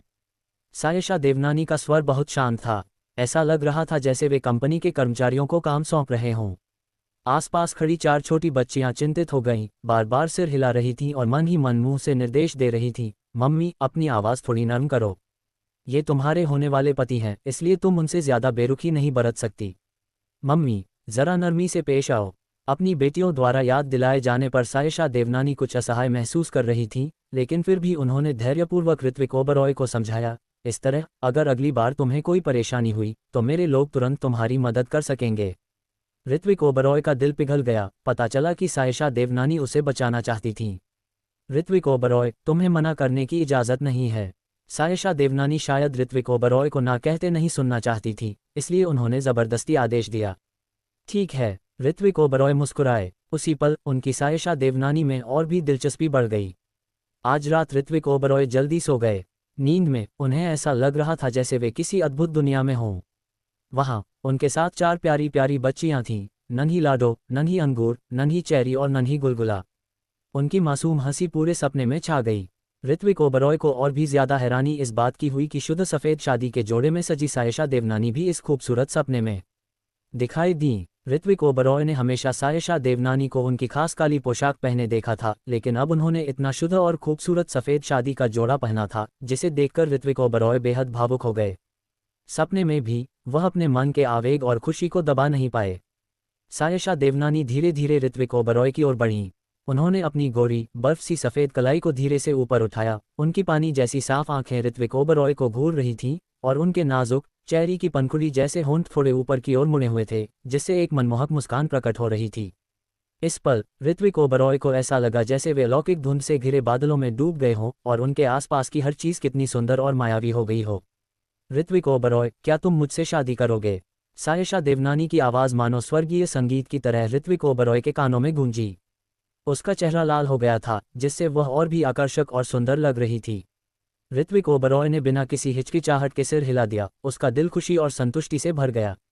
ऋत्विक ओबरॉय को लगा कि शायद ये कोई सपना है, जिससे उसकी हिम्मत बढ़ गई और उसने सायशा देवनानी के चेहरे को सहलाने के लिए हाथ बढ़ाया। जैसे ही सायशा उसे चूमने ही वाली थी, एक थप्पड़ उसके चेहरे पर पड़ा। इस समय ऋत्विक ओबरॉय पूरी तरह से जाग चुके थे।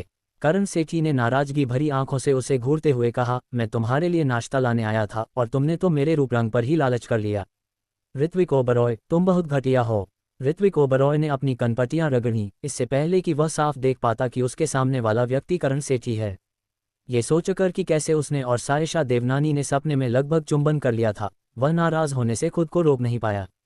क्या वह सचमुच सायशा देवनानी की खूबसूरती का दीवाना था? लेकिन करण सेठी की गपशप पूरी होने से पहले ही उसका फ़ोन बज उठा। ये वही कंपनी थी जो सदियों तक उससे कभी बात नहीं करेगी। ऋत्विक ओबरॉय, मैं अंकिता नारंग हूँ। अंकिता नारंग बोली, कंपनी की महिला उपाध्यक्ष। उनका लहजा हमेशा की तरह घमंडी था। ऋत्विक ओबरॉय को साइन करने को लेकर वह बिल्कुल भी आशावादी नहीं थीं। बाद में पराग वालिया ने अपने संबंधों का इस्तेमाल करके उन्हें दबा दिया, जिससे अंकिता नारंग को ऋत्विक ओबरॉय से संसाधन रोकने का और भी कारण मिल गया। उसकी हरकतों के बारे में सोचते हुए ऋत्विक ओबरॉय ने ठंडे स्वर में कहा, ओह मिस्टर गेंग, क्या आपको कुछ चाहिए? तुम्हारी किस्मत अच्छी है बेटा। एक संघर्षरत फिल्म क्रू तुम्हें अपनी किसी फिल्म में काम करने के लिए कह रहा है। तुम्हारे पास कंपनी में आकर निर्देशक और बाकी लोगों से मिलने के लिए 1 घंटा है। इतना कहकर अंकिता नारंग ने फ़ोन रख दिया। ऋत्विक ओबरॉय एक पल के लिए स्तब्ध रह गए, फिर उन्हें होश आया। अरे, फिल्म तो अभी तक शूट भी नहीं हुई है और तुम कह रहे हो कि यह फ्लॉप हो जाएगी। क्या तुम्हें ज़रा भी समझ है? करण सेठी ने बगल से उत्सुकता से पूछा, क्या हुआ? क्या तुम्हारी घटिया कंपनी फिर से मुसीबत खड़ी कर रही है? अगर बात सच में बिगड़ गई तो मैं तुम्हारे कॉन्ट्रैक्ट तोड़ने की कीमत चुकाने के लिए अपनी किडनी बेच दूंगा और हम कॉन्ट्रैक्ट खत्म कर सकते हैं। 3 साल से ज़्यादा हो गए हैं और वे तुम्हें इसी तरह लटकाए हुए हैं। मुझे लगता है कि वे तुम्हें बस थका देना चाहते हैं और तुम्हें कोई मौका नहीं देना चाहते। ऋत्विक ओबरॉय ने कंपनी के इरादों को जरूर भांप लिया था, लेकिन अगर उन्हें अनुबंध तोड़ने का जुर्माना भरना पड़े तो ये सिर्फ 30,000 से 50,000 युआन का मामला नहीं होगा। इसलिए उनसे अभी इस कंपनी के साथ अनुबंध समाप्त करने के लिए कहना वास्तव में अवास्तविक है। कोई बात नहीं, मैं पहले जाकर देखूंगा कि कौन सी फिल्म है। अगर मैं अच्छा अभिनय करूं और वापसी करूं तो क्या होगा। ऋत्विक ओबरॉय को अभिनय और गायन का बहुत शौक है। वह हर मौके का भरपूर फायदा उठाते हैं और पूरी लगन से पढ़ाई करते हैं। हालांकि उन्होंने स्टंट डबल के रूप में काम किया है और पिछले कुछ वर्षों में कुछ छोटी मोटी भूमिकाएं भी निभाई हैं, लेकिन उन्होंने इन भूमिकाओं के जरिए अपने अभिनय कौशल को निखारा है। जब तक उन्हें मौका मिलता है वह हार नहीं मानेंगे, चाहे वह एक छोटा सा प्रोजेक्ट ही क्यों न हो। भव्य रूप से सजे विला के अंदर का माहौल असामान्य रूप से गमगीन था। कल रात पराग वालिया आवारा कुत्ते की तरह वहां से भाग गए और घर लौटने पर उन्हें अयान बेदी और अन्य लोगों से शिकायतों और आरोपों का सामना करना पड़ा। उन्होंने दावा किया कि पराग वालिया ने अपने दोस्तों को छोड़ दिया, लेकिन असल में वह खुद बहुत नाराज और दुखी था। हालांकि अयान बेदी और दूसरों की शिकायतों की तुलना में पराग वालिया को ऋत्विक ओबरॉय की ईर्ष्यापूर्ण किस्मत से नफरत थी कि वह देवनानी परिवार से जुड़ा हो सकता है। इस समय वह उदास भाव से सोफे पर बैठा था, उसकी पतली आंखों में एक भयावह और चालाक चमक थी। तभी नैना कुलकर्णी सावधानी से तैयार किया हुआ नाश्ता लेकर अंदर आईं। उन्होंने तुरंत पराग वालिया के चेहरे पर अजीबोगरीब भाव देखा और चिंता से पूछा, प्रिय क्या हुआ? तुम उदास क्यों दिख रहे हो? जब पराग वालिया की नज़र नैना कुलकर्णी से मिली तो उसकी आंखों में अचानक एक धूर्त चमक आ गई। हाँ, नैना कुलकर्णी, वह ऋत्विक ओबरॉय की कमजोरी है, उसका एक तरफा प्यार। अगर वह ऋत्विक ओबरॉय से निपटने के लिए नैना कुलकर्णी का इस्तेमाल करता है तो उसे जरूर कामयाबी मिलेगी। तभी पराग वालिया ने नैना कुलकर्णी का हाथ पकड़कर उन्हें अपनी गोद में खींच लिया और उदास भाव से बोले, कल उस कमीने ऋत्विक ओबरॉय ने मुझे थप्पड़ मारा था। ये सुनते ही नैना कुलकर्णी तुरंत चिंतित हो गईं, उनकी आंखें और चेहरा घृणा से भर गया। उस निकम्मे ऋत्विक ओबरॉय की हिम्मत कैसे हुई तुम्हें धमकाने की? ये कहते ही नैना कुलकर्णी ने पलकें झपकाईं, फिर उन्हें एहसास हुआ कि कुछ गड़बड़ है। जानू, क्या तुम्हें लगता है कि ऋत्विक ओबरॉय ने किसी के साथ संबंध बना लिए हैं? वरना निर्देशक जिंदल के बड़े प्रोडक्शन को उनकी तरह फ्लॉप फिल्म कैसे मिल सकती थी? नैना कुलकर्णी को सुबह सुबह खबर मिली कि अंतर्राष्ट्रीय स्तर पर प्रशंसित और बॉक्स ऑफिस पर धूम मचाने वाले निर्देशक विनीत जिंदल ऋत्विक ओबरॉय को मुख्य भूमिका में लेने वाले हैं। हालांकि इसकी तुरंत घोषणा नहीं हुई है, लेकिन इसने अंदरूनी हलकों में हलचल मचा दी है। आखिरकार उनके बारे में जानने वाले किसी ने भी ऋत्विक ओबरॉय के बारे में कभी सुना नहीं था और न ही किसी ने उन्हें व्यक्तिगत रूप से देखा था। पराग वालिया ये खबर सुनकर दंग रह गए। एक पल की खामोशी के बाद उन्होंने दांत पीसते हुए कहा, हाँ, मुझे पता है, रोहान देवनानी ने ही उसके लिए संसाधन जुटाए थे। कोई आश्चर्य नहीं कि ऋत्विक ओबरॉय अब ओबरॉय परिवार के पास भीख मांगने नहीं जा रहे हैं। पता चला कि वह सामाजिक स्तर पर आगे बढ़ गए हैं। प्रिय, रोहान देवनानी कौन है? नैना कुलकर्णी देवनानी परिवार के बारे में ज्यादा नहीं जानती थी, उन्होंने सिर्फ सायशा देवनानी के बारे में सुना था। वह दिल ही दिल में सायशा देवनानी से जलती थीं। पराग वालिया ने 2 बार नाक भान सिकुड़ी और नैना कुलकर्णी से कहा, ये सायशा देवनानी का भतीजा है, सम्राट ग्रुप का भावी उत्तराधिकारी। यही वह है जिसने कल उस निकम्मे ऋत्विक ओबरॉय के लिए आवाज उठाई थी। इस खबर से नैना कुलकर्णी कुछ स्तब्ध रह गईं। उन्होंने पराग वालिया को घूरते हुए कहा, तुम्हारा मतलब है कि देवनानी परिवार ऋत्विक ओबरॉय की मदद कर रहा है? मुझे उम्मीद नहीं थी कि उस निकम्मे ऋत्विक ओबरॉय को हालात बदलने का मौका मिलेगा। पराग वालिया ने नैना कुलकर्णी का हाथ पकड़ा और सिर हिलाया, सही कहा, देवनानी परिवार ने ही उसकी मदद की थी। जू-8, हमें कार्रवाई करनी होगी, हम ऋत्विक ओबरॉय को फिर से खड़ा नहीं होने दे सकते। ये सुनकर नैना कुलकर्णी हिचकिचाईं, हमने इतने सालों में काफ़ी कुछ नहीं किया, हमने उसे अभी तक दबाया नहीं है। काफ़ी नहीं, पराग वालिया ने आंखों में एक भयावह चमक के साथ कहा। उन्होंने नैना कुलकर्णी की ओर देखा और कहा, अगर हम इस बार इस चींटी को नहीं कुचल पाए तो यह जरूर देवनानी परिवार का इस्तेमाल करके ऊपर उठेगा। नैना कुलकर्णी ने भौहें चढ़ाईं। जू-8, प्लीज़ इस बार मेरी मदद करो, हम ऋत्विक ओबरॉय की इज्जत बर्बाद कर देंगे। पराग वालिया ने उत्साह से नैना कुलकर्णी का कंधा पकड़ लिया। नैना कुलकर्णी को उसके स्पर्श से थोड़ा दर्द हुआ, उन्होंने भौहें चढ़ाईं और धीरे से कहा, धीरे से करो, दर्द हो रहा है। ठीक है, मैं धीरे से करूंगा। पराग वालिया ने नैना कुलकर्णी को फिर से नीचे धकेलते हुए दर्द से कराहते हुए कहा, अगले बुधवार को पापा का जन्मदिन है, ऋत्विक ओबरॉय जरूर आएंगे। जुआ, ऋत्विक ओबरॉय को नशे में धुत करने का कोई तरीका निकालो, फिर उससे बलात्कार का सीन करवाओ और हम उसे जेल भेज देंगे। नैना कुलकर्णी चौंक गईं। ये बिल्कुल ठीक नहीं है। वे ऋत्विक ओबरॉय को एक बार जेल में डाल चुके हैं, अगर वे फिर ऐसा करेंगे तो ऋत्विक ओबरॉय उनसे बेइंतहा नफरत करेगा। जहर नहीं, मर्दाना नहीं। और इसी तरह से उसकी प्रतिष्ठा पूरी तरह से बर्बाद हो सकती है। तुम नहीं चाहते कि मुझे ओबरॉय परिवार से निकाल दिया जाए और हमारी मेहनत से कमाई गई संपत्ति ऋत्विक ओबरॉय को दे दी जाए, है ना? नैना कुलकर्णी एक पल के लिए झिझकी, लेकिन पराग वालिया उन्हें बार बार मना रहे थे और आखिरकार उन्होंने सिर हिलाकर कहा, तो ठीक है। ऋत्विक ओबरॉय की एजेंसी आकाश एंटरटेनमेंट अरण्य शहर के बीचों बीच स्थित है। इस जगह ने कई बड़े सितारों को तराशा है, लेकिन इसने कई प्रतिभाशाली कलाकारों को दबाया भी है। ऋत्विक ओबरॉय पहले ऐसे कलाकार नहीं थे जिन्हें दबाया गया, बल्कि वे ऐसे कलाकार थे जिन्हें दबाया गया और जिन्हें कभी किसी कंपनी से कोई भूमिका नहीं मिली। इस बार विनीत जिंदल की प्रोडक्शन टीम द्वारा उनसे संपर्क करने से कंपनी के कई पुरुष कलाकार नाराज हो गए। महिला हस्तियां भी ऋत्विक ओबरॉय के बारे में जानने के लिए उत्सुक हो गईं। क्या आपको लगता है कि ऋत्विक ओबरॉय का कोई शुगर डैडी है? वरना विनीत जिंदल जैसे बड़े आदमी से उनकी मुलाकात कैसे हो सकती थी? कौन जाने, आप किसी किताब का उसके कवर से आकलन नहीं कर सकते। हो सकता है कि उनमें कुछ खास हुनर हो जिसकी बराबरी हम न कर सकें। ग्राफिक उपन्यास बिक्री, ये हमारे नंबर 1 भाई के लिए सिर्फ एक दया है। मैंने सुना था कि राष्ट्रपति गेंग उनके लिए चीज़ें व्यवस्थित करने की कोशिश कर रहे थे, उम्मीद कर रहे थे कि वह विनीत जिंदल के नाटक में अभिनय करेंगे। मैंने कभी नहीं सोचा था कि उन्हें इस स्तर की भूमिका दी जाएगी। चर्चा काफ़ी ज़ोरदार थी और ऋत्विक ओबरॉय को कंपनी में दाखिल होने के बाद ही एहसास हुआ कि उन्हें कौन ढूंढ रहा है। विनीत जिंदल, एक ऐसा निर्देशक जिसके साथ काम करने के लिए घरेलू कलाकार जान दे दें। उन्होंने उन्हें मुख्य अभिनेता के रूप में चुना। ऋत्विक ओबरॉय को यह बिल्कुल अवास्तविक लगा। वह अपनी कंपनी की युवा रिसेप्शनिस्ट के साथ विचारों में खोए हुए चल रहे थे। तभी अचानक उनकी मुलाकात शायन नायर से हुई, जो उनकी कंपनी का सबसे बड़ा पुरुष कर्मचारी था। अरे, ये कौन है? ओह, ये तो ब्रदर चेंग है। शायन नायर ने काले रंग का अरमानी सूट पहना हुआ था, लेकिन भारी मेकअप के साथ। जब उन्होंने ऋत्विक ओबरॉय का अभिवादन किया तो उन्होंने अपनी उंगलियों से लगभग एक नाजुक इशारा किया। अध्याय 17, प्रतिभाशाली लड़की को अपने पिता के लिए संसाधन मिलते हैं। शायन नायर का करियर हाल के वर्षों में फल फूल रहा है और क्योंकि वह हमेशा एक सुंदर लड़के की छवि अपनाते हैं, इसलिए उनका व्यक्तित्व और भी स्ट्रैंड होता जा रहा है। वह कैमरे के सामने ही सख्त व्यवहार करते हैं, लेकिन निजी तौर पर वह अपने प्रशंसकों के साथ फ्लर्ट करते हैं और आधी रात को महिला अधिकारियों के कमरों में घुस जाते हैं। फिर दोनों ने व्यंग्यात्मक और बेचैन करने वाले अंदाज में एक साथ काम किया। ऋत्विक ओबरॉय का पहले उनसे कोई लेना देना नहीं था, लेकिन इस बार विनीत जिंदल की कास्टिंग की वजह से उन्होंने उनके बारे में बुरा भला कहना शुरू कर दिया। ऋत्विक ओबरॉय को शायन नायर के उकसावे की जरा भी परवाह नहीं थी। उन्होंने बस सिर हिलाया और कंपनी के बाकी लोगों की तरह उन्हें टीचर शेन कहकर पुकारा। तुम्हें अब भी याद है कि मैं तुम्हारा टीचर हूँ? टीचर कहे जाने पर शायन नायर का गुस्सा भड़क उठा। उसे फिर से शर्मीले व्यवहार करते देख रिसेप्शनिस्ट उस सुबह रेवा शर्मा के ब्लैकलिस्ट होने की अफवाहों को याद करके ऋत्विक ओबरॉय के बगल में खड़ी खुद से बुदबुदाने से खुद को नहीं रोक पाए। इंडस्ट्री में ये शेन सब परेशान करने वाले हैं। रेवा शर्मा तो ब्लैकलिस्ट हो ही चुकी हैं, शायन नायर अभी भी खुद को क्यों नहीं रोक पा रहे हैं? छोटी बच्ची, क्या कह रही हो?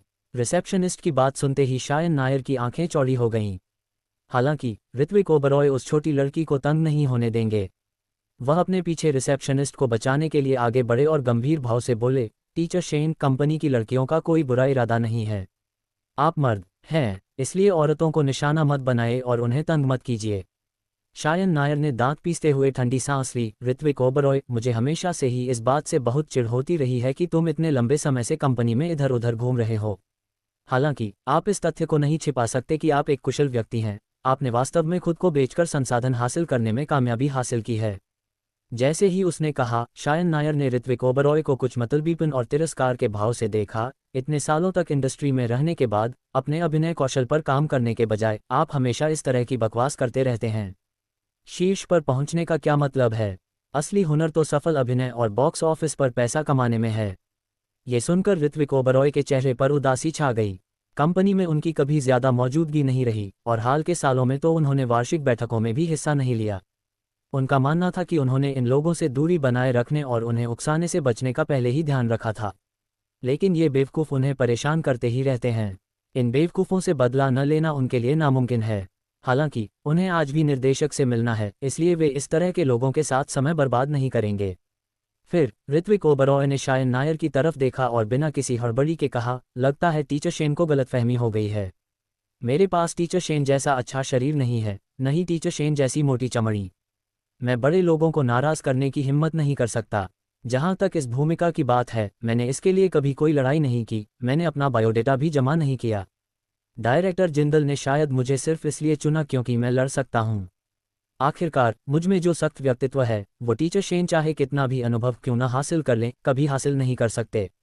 ये व्यंग्य है या मजाक? ओह, क्या तुम्हें सच में लगता है कि ऋत्विक ओबरॉय ऐसा नहीं करेंगे? ऋत्विक ओबरॉय दुश्मनी नहीं करना चाहते थे, इसलिए कंपनी में अपने पूरे कार्यकाल में उन्होंने हमेशा मुसीबतों से बचना ही बेहतर समझा।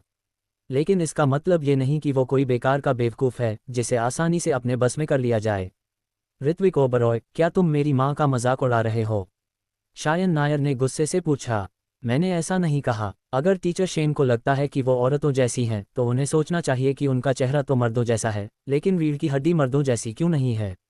ये कहकर ऋत्विक ओबरॉय रिसेप्शन पर बैठी उस युवती को लिफ्ट में ले गए। तुमने मुझे धमकाने की हिम्मत की?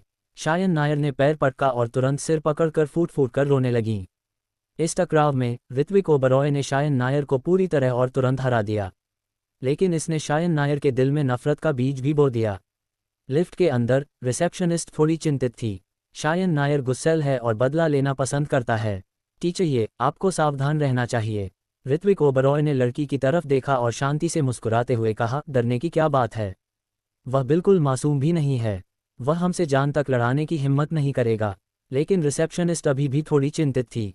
लिफ्ट से उतरने के बाद जब आसपास कोई नहीं था, उसने ऋत्विक ओबरॉय से फुसफुसाते हुए कहा, टीचर, ये मैं आपको बता दूं, शायन नायर की देखभाल असल में देवनानी ग्रुप के अध्यक्ष देवनानी ने की थी। हर कोई कहता है कि राष्ट्रपति देवनानी उनके समर्थक हैं।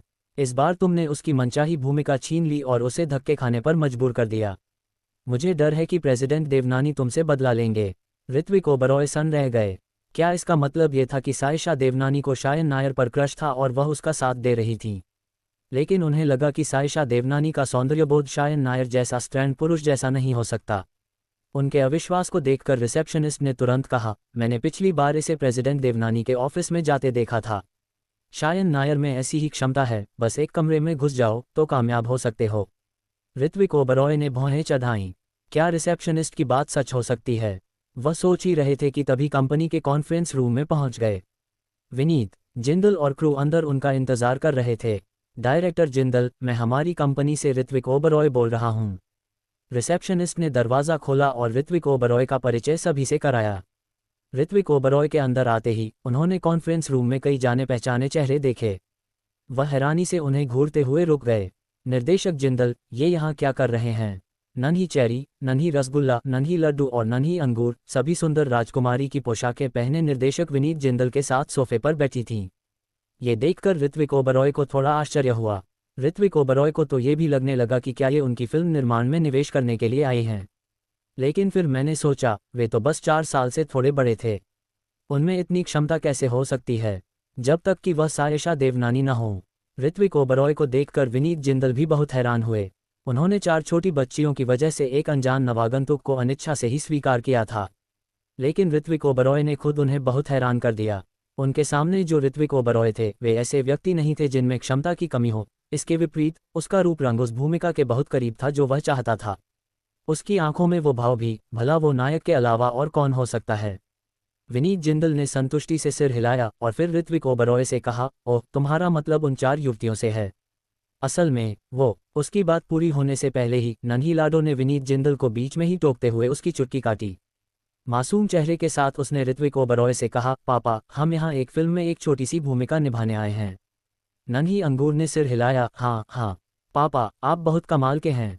आप मुख्य अभिनेता हो सकते हैं। मुझे पता था पापा सबसे बेहतरीन हैं। पापा से बढ़कर कुछ नहीं हो सकता। नन्ही चेरी ने अपने नन्हे मुन्ने हाथों में उसका चेहरा थाम लिया। उनकी आंखें पहले से ही खूबसूरत थीं, लेकिन ऋत्विक ओबरॉय की तारीफ करते हुए वे और भी खूबसूरत हो गईं। ऋत्विक ओबरॉय खुद उन छोटी बच्चियों की घूरती निगाहों से शर्मिंदा महसूस कर रहे थे और उनकी नज़र विनीत जिंदल पर पड़ी। डायरेक्टर जिंदल, असल में मुझे आपके नाटक के बारे में कुछ भी नहीं पता। ऋत्विक ओबरॉय को कभी कोई अच्छा रोल नहीं मिला था, इसलिए उन्होंने विनीत जिंदल जैसे बड़े निर्देशक की गतिविधियों पर कभी ध्यान नहीं दिया था।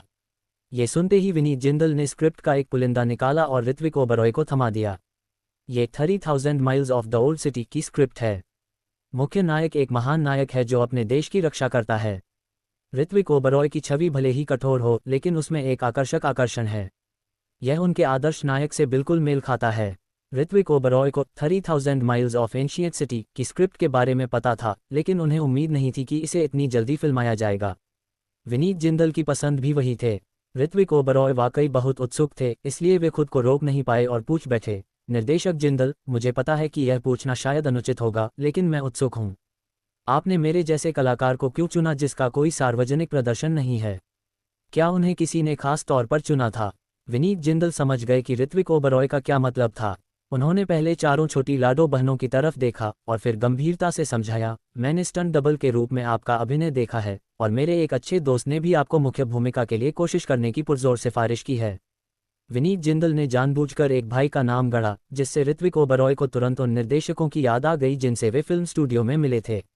उन सभी ने उस समय कहा था कि जब मौका आएगा वे उन्हें किसी बेहतर प्रोडक्शन टीम के लिए सिफारिश करेंगे। अप्रत्याशित रूप से यह मौका इतनी जल्दी आ गया। हालांकि जैसे ही ऋत्विक ओबरॉय निर्देशक से फिल्मांकन की विशिष्ट स्थिति के बारे में पूछने वाले थे, अंकिता नारंग पटकथा लेखक के साथ अचानक आ पहुंची। महंगे डिजाइनर कपड़ों से सजे पटकथा लेखक ने मेज पर जोर से मुक्का मारा और दहाड़ा, कौन है? कौन मेरे मुख्य पुरुष नायक युवराज चौहान का किरदार निभाना चाहता है? क्या ये पेशाब करने गए हैं और खुद को आईने में देख रहे हैं? क्या इनमें हिम्मत भी है? अध्याय 18 चार छोटी राजकुमारियां, पिता ही मार्ग है, पिता ही सिद्धांत है। बात बात पर गालियां बकने वाले पटकथा लेखक रोहित लूथरा हैं, जो घरेलू मनोरंजन उद्योग के एक शीर्ष पटकथा लेखक हैं। उनके साथ काम करने वाला हर निर्देशक और कलाकार मशहूर हो गया है। वह न सिर्फ लोगों को पटकथाओं के जरिए साथ लाना जानते हैं, बल्कि कलाकारों को संभालना भी जानते हैं। कई कलाकार उनकी फिल्म क्रू में काम करना सम्मान की बात मानते हैं। इस बार वह विनीत जिंदल के साथ 30,000 miles of the old city पर काम कर रहे हैं और कई कलाकार इस पर नज़र रख रहे हैं।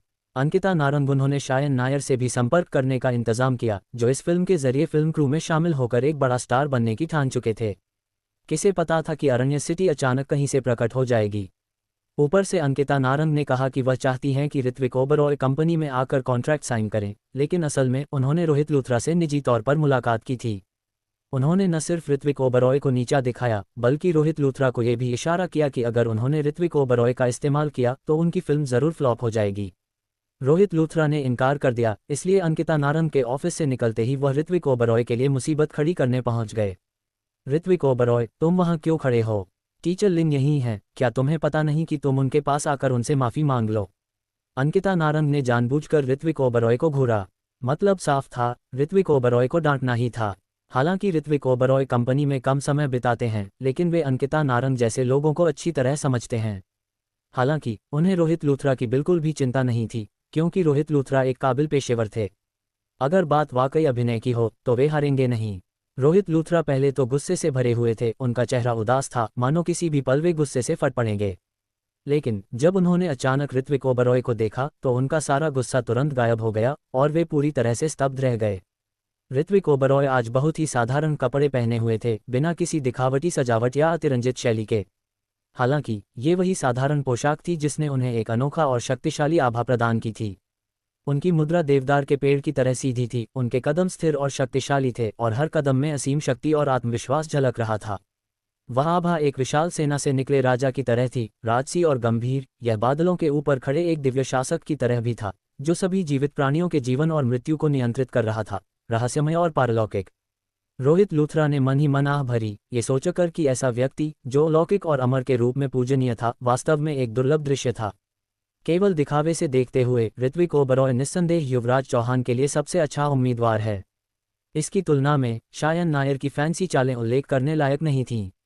रोहित लूथरा ने मन ही मन खुश होकर कहा कि उसने ऋत्विक ओबरॉय पर अपना आपा नहीं खोया, अन्यथा परिणाम अकल्पनीय होते।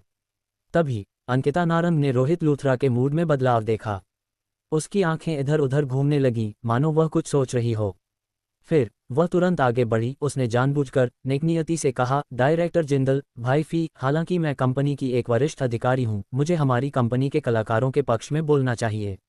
लेकिन हम एक दूसरे को इतने सालों से जानते हैं और एक दोस्त होने के नाते मेरी आपके प्रति एक जिम्मेदारी है।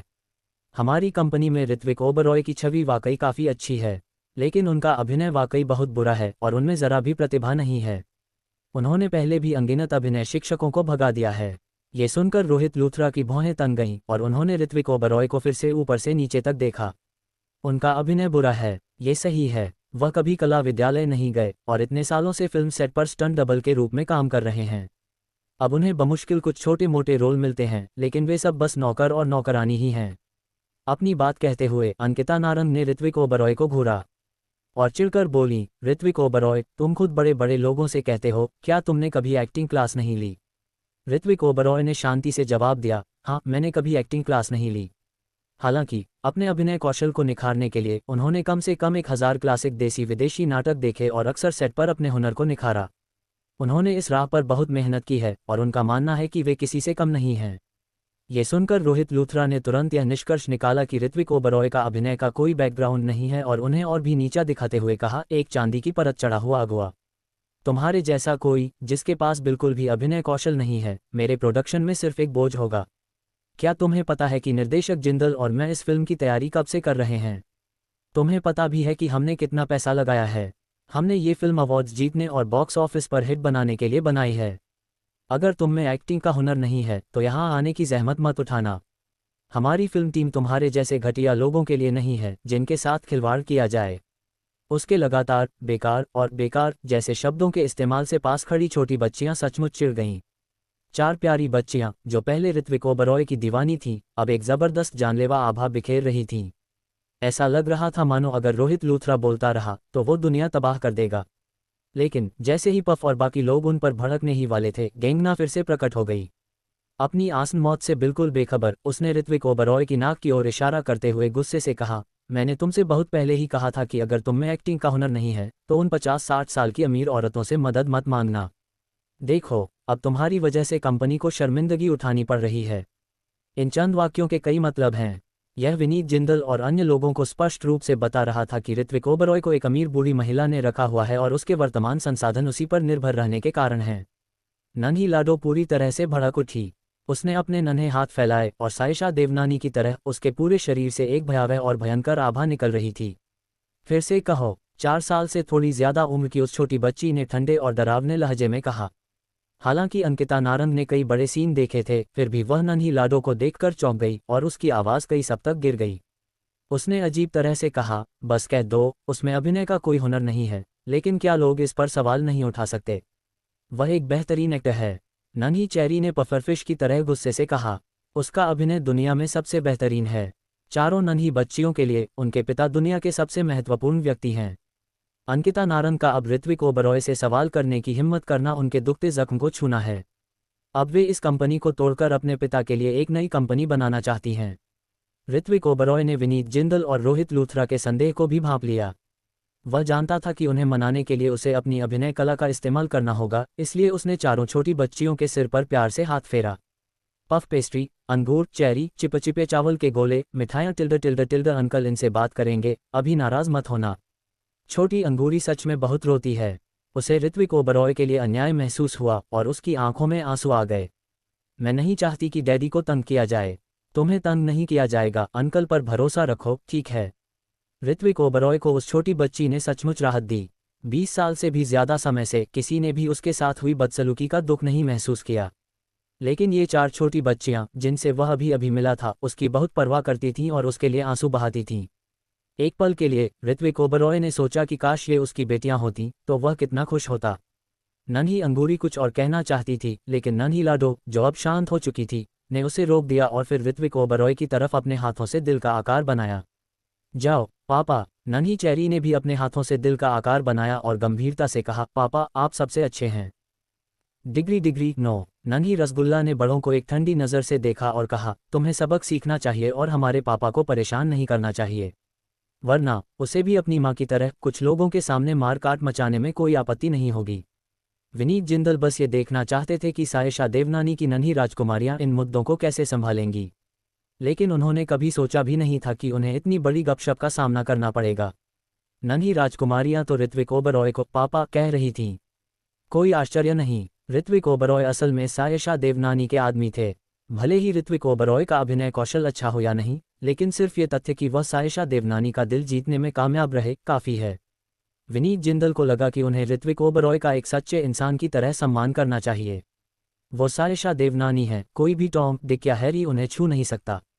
अंकिता नारंग मन ही मन व्यंग कर रही थी, हैरान थी कि ऋत्विक ओबरॉय को पता ही नहीं था कि उनकी एक नाजायज़ बेटी है। बहुत बढ़िया, अब हम नाजायज़ बच्चे के मुद्दे का इस्तेमाल ऋत्विक ओबरॉय को नियंत्रित करने के लिए कर सकते हैं।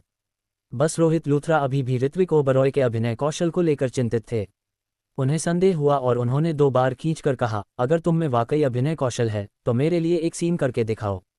सिर्फ बातें मत करो, मुझे तुम जैसे मर्दों से नफरत है। अंकिता नारंग ने आंखें सिकोड़ लीं और व्यंग्यात्मक ढंग से मुस्कुराईं। ऋत्विक ओबरॉय, अब छोड़ने में देर नहीं हुई है, कम से कम सब तुम्हारा मजाक तो नहीं उड़ाएंगे। अगर तुम में वाकई अभिनय कौशल की कमी है, फिर भी तुम तरक्की की सीढ़ियां चढ़ने की इतनी कोशिश करते हो, तो बात अलग है।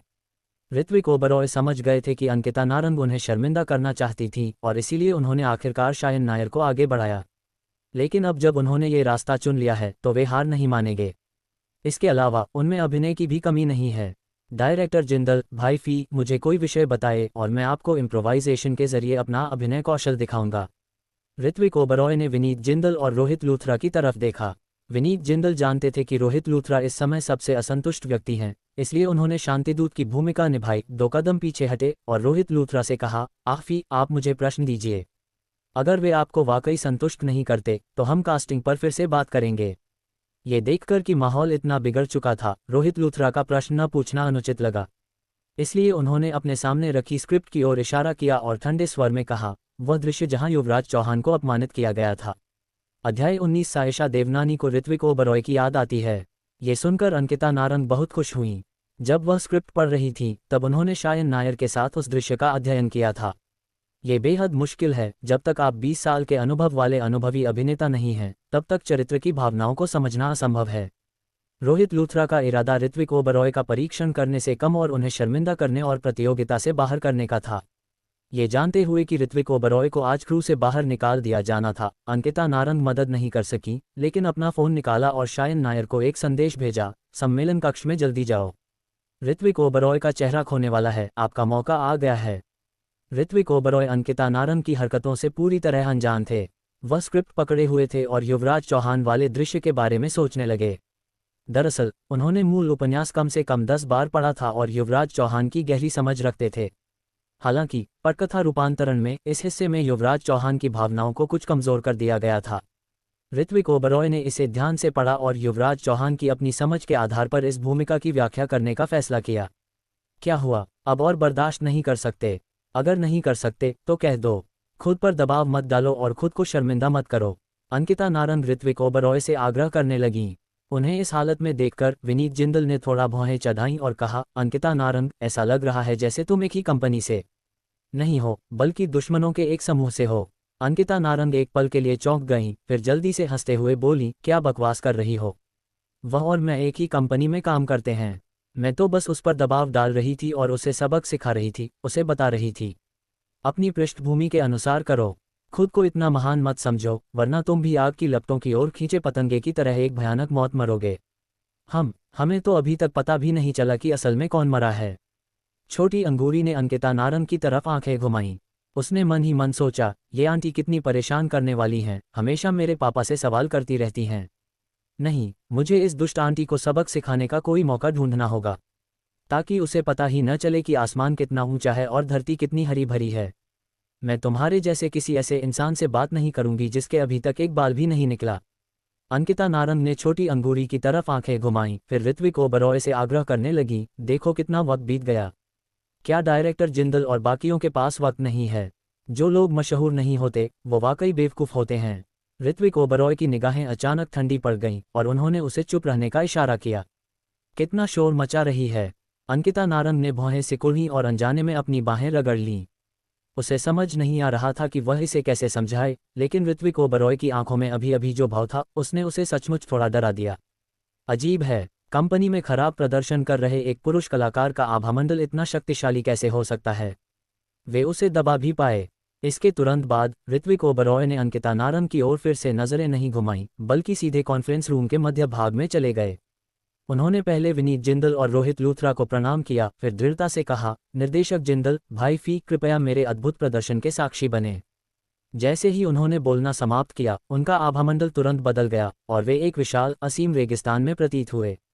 इस पल ऐसा लग रहा था मानो उसने घोड़े की लगाम अपने हाथ में पकड़ रखी हो और उसका हर कदम बेहद भारी लग रहा था, मानो डूबते सूरज की किरणें उस पर पड़ रही हों, लेकिन उसे जरा भी गर्मी महसूस नहीं हो रही थी।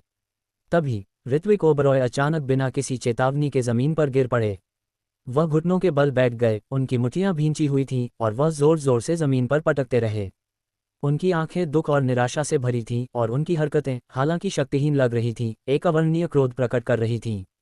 इस पल वह विरोधाभासों के एक समूह की तरह थे जिससे उन्हें पूरी तरह से समझना या व्याख्या करना किसी के लिए भी असंभव था। गौरतलब है कि पूरे प्रदर्शन के दौरान ऋत्विक ओबरॉय के पास एक भी पंक्ति नहीं थी। उन्होंने अपनी आंखों और अपने व्यवहार से, मानो कोई वीर योद्धा हो, धीरे धीरे उपस्थित सभी के दिलों को छू लिया। अनुभवी विनीत जिंदल भी दंग रह गए। उन्होंने कभी नहीं सोचा था कि ऋत्विक ओबरॉय में इतनी विस्फोटक शक्ति होगी। रोहित लूथरा ने उस दृश्य में कुछ पंक्तियां जोड़ दी थीं ताकि अभिनेता उसे समझ सके, लेकिन ऋत्विक ओबरॉय ने उसे बिल्कुल अलग अंदाज में पेश किया। दरअसल मूल उपन्यास में युवराज चौहान ऐसे ही थे। वे एक अकेले योद्धा थे, उनकी सारी भावनाएं अंदर ही अंदर दबी हुई थीं। सब कुछ उनकी आंखों में, उनकी हरकतों में था। विनीत जिंदल और भी ज्यादा आभारी थे कि उन्होंने अभिनेताओं की तलाश के दौरान लिटिल लाडो और बाकियों की बात सुनी थी। रोहित लूथरा अभी भी अचंभित थे, उनका मन चीख रहा था, ये तो बिल्कुल सही है। यही तो वो युवराज चौहान है जिसे वे चाहते थे, यह मूल रचना की भावना से मेल खाता है। रोहित लूथरा इतने भावुक हो गए कि लगभग रो पड़े। उन्होंने विनीत जिंदल का हाथ पकड़ा और कहा, निर्देशक जिंदल, आप देख रहे हैं, ये बिल्कुल वही युवराज चौहान है जिनकी हमें तलाश थी। विनीत जिंदल ने संतुष्टि से सिर हिलाया, मुझे यहाँ आकर इतना कुछ मिलने की उम्मीद नहीं थी। हम वाकई इतने अच्छे अभिनेता को खोने का जोखिम नहीं उठा सकते। हाँ, युवराज चौहान का किरदार ऋत्विक ओबरॉय को ऐसे निभाना चाहिए जो उन्हें सही लगे। न सिर्फ वो दिखने में सही हैं, बल्कि किरदार के बारे में उनकी समझ भी हमारी जैसी ही है। रोहित लूथरा, जो पहले ऋत्विक ओबरॉय को लेकर संशय में थे, अब आंसू पोंछते हुए कह रहे थे, मेरा युवराज चौहान बच गया, मेरी फिल्म बच गई। रोहित लूथरा इतने उत्साहित थे कि वो दौड़कर तुरंत ऋत्विक ओबरॉय को मुख्य भूमिका के लिए आमंत्रित करना चाहते थे। लेकिन तभी मीटिंग रूम का दरवाज़ा फिर से खुला और शायन नायर दौड़कर अंदर आए। उन्होंने रोहित लूथरा को रोते हुए देखा और मान लिया कि ऋत्विक ओबरॉय की वजह से रोहित लूथरा नाराज हो गए हैं, जिससे उन्हें बहुत गर्व हुआ। उन्होंने एक हाथ अपनी पैंट की जेब में डाला, फिर मुस्कुराते हुए उनके पास गए और रोहित लूथरा से कहा, भाई फी, रो मत। अगर ऋत्विक ओबरॉय नहीं भी कर पाए तो भी मैं तुम्हारे पास हूँ। तुम जानते हो कि मैं अभी कितना लोकप्रिय हूँ। मैं तुम लोगों के लिए मुख्य भूमिका निभा सकता हूँ और गारंटी देता हूँ कि यह शो लोकप्रिय बना रहेगा। ये सुनकर रोहित लूथरा 2 बार ठंडी हंसी हंसी, फिर बोले, तुम सच में इतने अच्छे नहीं हो। अगले जन्म में तुम में ऋत्विक ओबरॉय जैसी एक्टिंग स्किल्स कभी नहीं होंगी। असल में वह ऋत्विक ओबरॉय का रोल हासिल करना चाहते थे, लेकिन उन्हें उम्मीद नहीं थी कि रोहित लूथरा उनका इस तरह मजाक उड़ाएंगे। शायन नायर गुस्से से भड़क गए। क्या तुम में कोई जजमेंट है? क्या तुम में कोई काबिलियत है? ऋत्विक ओबरॉय किस लेवल के हैं? क्या उनकी मेरी बराबरी हो सकती है? तुम जिंदगी भर उनकी एक्टिंग स्किल्स की बराबरी नहीं कर पाओगे। रोहित लूथरा ने शायन नायर को एक तरफ धकेलते हुए कहा और सीधे ऋत्विक ओबरॉय की तरफ चल पड़े। फिर उसने उत्साह से उसका हाथ थाम लिया, उसकी आंखें आंसुओं से भर आईं। ऋत्विक ओबरॉय, मैं मानती हूँ कि अभी मेरी आवाज़ थोड़ी ऊंची थी और अब मैं आपसे माफ़ी मांगती हूँ। क्या मैं आपको अपने उपन्यास में मुख्य पुरुष पात्र युवराज चौहान की भूमिका निभाने के लिए आमंत्रित कर सकती हूँ? मैं आपसे वादा करती हूँ, मैं मूल रचना का सम्मान करूँगी। हम कहानी के उन सभी बिंदुओं को ज़रूर बदलेंगे जो पहले अनुचित थे। रोहित लूथरा तो यहाँ तक पहुँच ही गए हैं, तो ऋत्विक ओबरॉय को शर्मिंदगी की क्या बात है? इसके अलावा वह इस समय बहुत उत्साहित भी हैं, क्योंकि इंडस्ट्री में आने के बाद से यह वाकई उनका सबसे अच्छा रोल है। शुक्रिया निर्देशक जिंदल, शुक्रिया भाई फी, मैं इस रोल को ज़रूर संजोकर रखूंगा। ऋत्विक ओबरॉय ने उन्हें प्रणाम करते हुए कहा, क्या आपका कोई असिस्टेंट है? विनीत जिंदल ने अचानक पूछा। ऋत्विक ओबरॉय ने अंकिता नारंग की ओर देखा, उन्होंने उन्हें कभी कोई असिस्टेंट नहीं दिया था। विनीत जिंदल तुरंत समझ गए, बिना कोई आवाज़ किए फिर से नन्ही लाडो की तरफ देखा और फिर ऋत्विक ओबरॉय से कहा, तो पहले मुझे वीचैट पर जोड़ लो। फिल्म सेट पर तुम्हारे काम की बात है, मैं तुम्हें एक उपयुक्त सहायक ढूंढने में मदद करूंगा और तुम उनकी तनख्वाह खुद दे सकते हो। शुक्रिया निर्देशक जिंदल। ऋत्विक ओबरॉय उनके सच्चे दिल से आभारी थे। मैं इस मौके को ज़रूर संजोकर रखूंगा और इसमें अपना सर्वश्रेष्ठ प्रदर्शन दूंगा। अंकिता नारंग पूरी तरह से उम्मीद छोड़ चुकी थी और अब वह ऋत्विक ओबरॉय को उनके साथ सहयोग करने से नहीं रोक सकती थी। हालांकि शायन नायर का निराश चेहरा देखकर उनके दिमाग में एक दुष्ट योजना फिर से उभर आई। अभिनय करना कोई हुनर नहीं है, इस फिल्म को मंजूरी दिलाना और आसानी से रिलीज करवाना ही असली हुनर है। अंकिता नारंग और शायन नायर के जाने के बाद ऋत्विक ओबरॉय ने चारों छोटी बच्चियों की तरफ देखा। वह नीचे बैठे उन्हें प्यार से देखा और फिर पूछा, छोटी लाडो, अंकल को बता, क्या तू अपनी माँ की पीठ पीछे अंकल की मदद करने आई थी? उन्हें लगा कि यही एकमात्र संभावना है, लेकिन छोटी लाडो ने गंभीरता से सिर हिलाया, नहीं, हम यहाँ सिर्फ एक छोटी सी भूमिका के लिए हैं। हम उस नाटक में हिस्सा लेना चाहते हैं जिसमें पिताजी अभिनय कर रहे हैं। हालांकि वे निवेशक थे, वे फिल्म में ऋत्विक ओबरॉय की बेटियों का किरदार भी निभाना चाहते थे। ऋत्विक ओबरॉय के सामने ये छोटी बच्चियां सिर्फ कोमल और प्यारी थीं, लेकिन असल में वे सायशा देवनानी की तरह ही दबंग हैं और उनमें एक बहुत ही प्रबल अधिकार भावना है। ये तो बस शुरुआत है। भविष्य में जब भी ऋत्विक ओबरॉय के नाटकों में बच्चे होंगे, वे पर्दे पर जरूर दिखाई देंगे। उनके अपने शब्दों में, वे किसी और को पिता या बच्चा बनने का मौका बिल्कुल नहीं दे सकते। उनकी मां का दूसरा बच्चा एक अलग मामला है। फिल्मांकन की शुरुआत की तारीख पक्की करने के बाद ऋत्विक ओबरॉय उस छोटी बच्ची और बाकी लोगों के साथ कंपनी से चले गए। अब समय आ गया है कि वे वापस जाकर सायशा देवनानी के साथ लंच करें। इसी समय सायशा देवनानी होटल में किसी के साथ एक प्रोजेक्ट पर चर्चा कर रही थीं। नन्ही लाडो का संदेश देखकर उनके होठों के कोने अनायास ही ऊपर उठ गए। पास खड़ी दोनों सेक्रेटरी एकदम हक्की बक्की रह गईं। क्या कमाल था, उनके हमेशा सख्त रहने वाले सीईओ मिस्टर लियू आज सचमुच मुस्कुरा दिए। वे देखना चाहते थे कि उन्होंने क्या कमाल देखा है, लेकिन सायशा देवनानी जल्दी से उठी और बाहर निकलते हुए फ़ोन किया, अरे ऋत्विक ओबरॉय, मैं हूँ। अध्याय 20, 4 छोटी राजकुमारियाँ, पापा वाकई बहुत खूबसूरत हैं। सायशा देवनानी की आवाज़ सुनकर ऋत्विक ओबरॉय सहज ही एक पल के लिए रुके और फिर मुस्कुराकर बोले, प्रेसिडेंट देवनानी। मुझे सायशा देवनानी कहो। सायशा देवनानी। दरअसल ऋत्विक ओबरॉय अभी भी थोड़े अंदर थे। क्या मैं पफ और बाकियों के साथ तुम्हें ढूंढने आया था? सायशा देवनानी ने अपनी घड़ी पर समय देखा और गहरी आवाज़ में कहा, ज़रूरत नहीं है, मैं तुम्हें अपनी लोकेशन भेज दूंगी, चलो साथ में लंच करते हैं। दरअसल मैं ऋत्विक ओबरॉय के मना करने से पहले ही सायशा देवनानी पलट गईं और अपनी सेक्रेटरी को बुकिंग कराने का आदेश दे दिया। मैं शाही दावत के लिए लगभग 20 मिनट में पहुंच जाऊंगी, तुम पफ की कार में आ जाओ। सायशा देवनानी ने सिर्फ एक फ़ोन कॉल से सब कुछ साफ साफ कर दिया। ऋत्विक ओबरॉय उसकी तारीफ किए बिना नहीं रह सके। वह सचमुच अरण्य शहर की शीर्ष महिला टाइकून बनने की हकदार थी। ये वाकई एक ऐसी चीज़ है जिसकी बराबरी ज़्यादातर लोग नहीं कर सकते। शाही दावत का लंच टाइम बिजनेस रिसेप्शन के लिए सबसे व्यस्त समय होता है। दरअसल ऋत्विक ओबरॉय का यहाँ आना पहली बार था, लेकिन उनकी मानसिकता 5 साल पहले से बिल्कुल अलग थी। जब वह पहली बार शहर आया था तो उसे गलतियां करने का डर था, इसलिए वह अपने तथाकथित बड़े भाई पराग वालिया के पीछे पीछे गया और उससे उसकी हर हरकत के बारे में पूछा। लेकिन अंत में पराग वालिया ने उसे मजाक समझा और उसे शर्मिंदा करने की साजिश रचता रहा। पीछे मुड़कर देखने पर ऋत्विक ओबरॉय वाकई बहुत दुखी था। सौभाग्य से उसकी जिंदगी ने एक नया मोड़ लिया। ऋत्विक ओबरॉय ने सोचा था कि अगर यह फिल्म सफल रही तो वह पराग वालिया को जरूर हरा देगा और जो उसका है उसे वापस ले लेगा। नन्ही लाडो और उसकी सहेलियां अभ्यास के साथ ऋत्विक ओबरॉय को होटल में ले गईं। शाही दावत नाम के इस होटल में चीनी शैली का इंटीरियर डिज़ाइन है, जिसकी सबसे खासियत इसकी शानदार लॉबी है जो किसी शाही महल जैसी दिखती है। होटल के निजी कमरे और भी अनोखे हैं, जो स्वतंत्र शाही बगीचों जैसे लगते हैं और हर एक का अपना अलग आकर्षण है। विभिन्न निजी कमरों की ओर जाने वाले रास्ते नक्काशीदार रेलिंग और रंग बिरंगी बीम वाले लंबे गलियारों से जुड़े हैं और उनमें टहलते हुए ऐसा लगता है जैसे किसी शानदार महल में हों। ऋत्विक ओबरॉय और चारों छोटी लाडो बहनें साथ साथ चल रही थीं और चलते चलते अपने आसपास के खूबसूरत नज़ारों का आनंद ले रही थीं। सब कुछ बहुत सुचारू रूप से चल रहा था जब तक कि त्रिवेणी मून पवेलियन के निजी कमरे के पास से गुजरते हुए ऋत्विक ओबरॉय अचानक वहीं ठिठक गए। ठीक उसी समय त्रिवेणी मून पवेलियन के निजी कमरे के बाहर महेंद्र ओबरॉय, पराग वालिया और धनी परिवारों के कई सीईओ खड़े थे। उनकी उपस्थिति ने ऋत्विक ओबरॉय को बहुत आश्चर्यचकित किया और उनके दिल में एक जटिल भावना उमड़ पड़ी।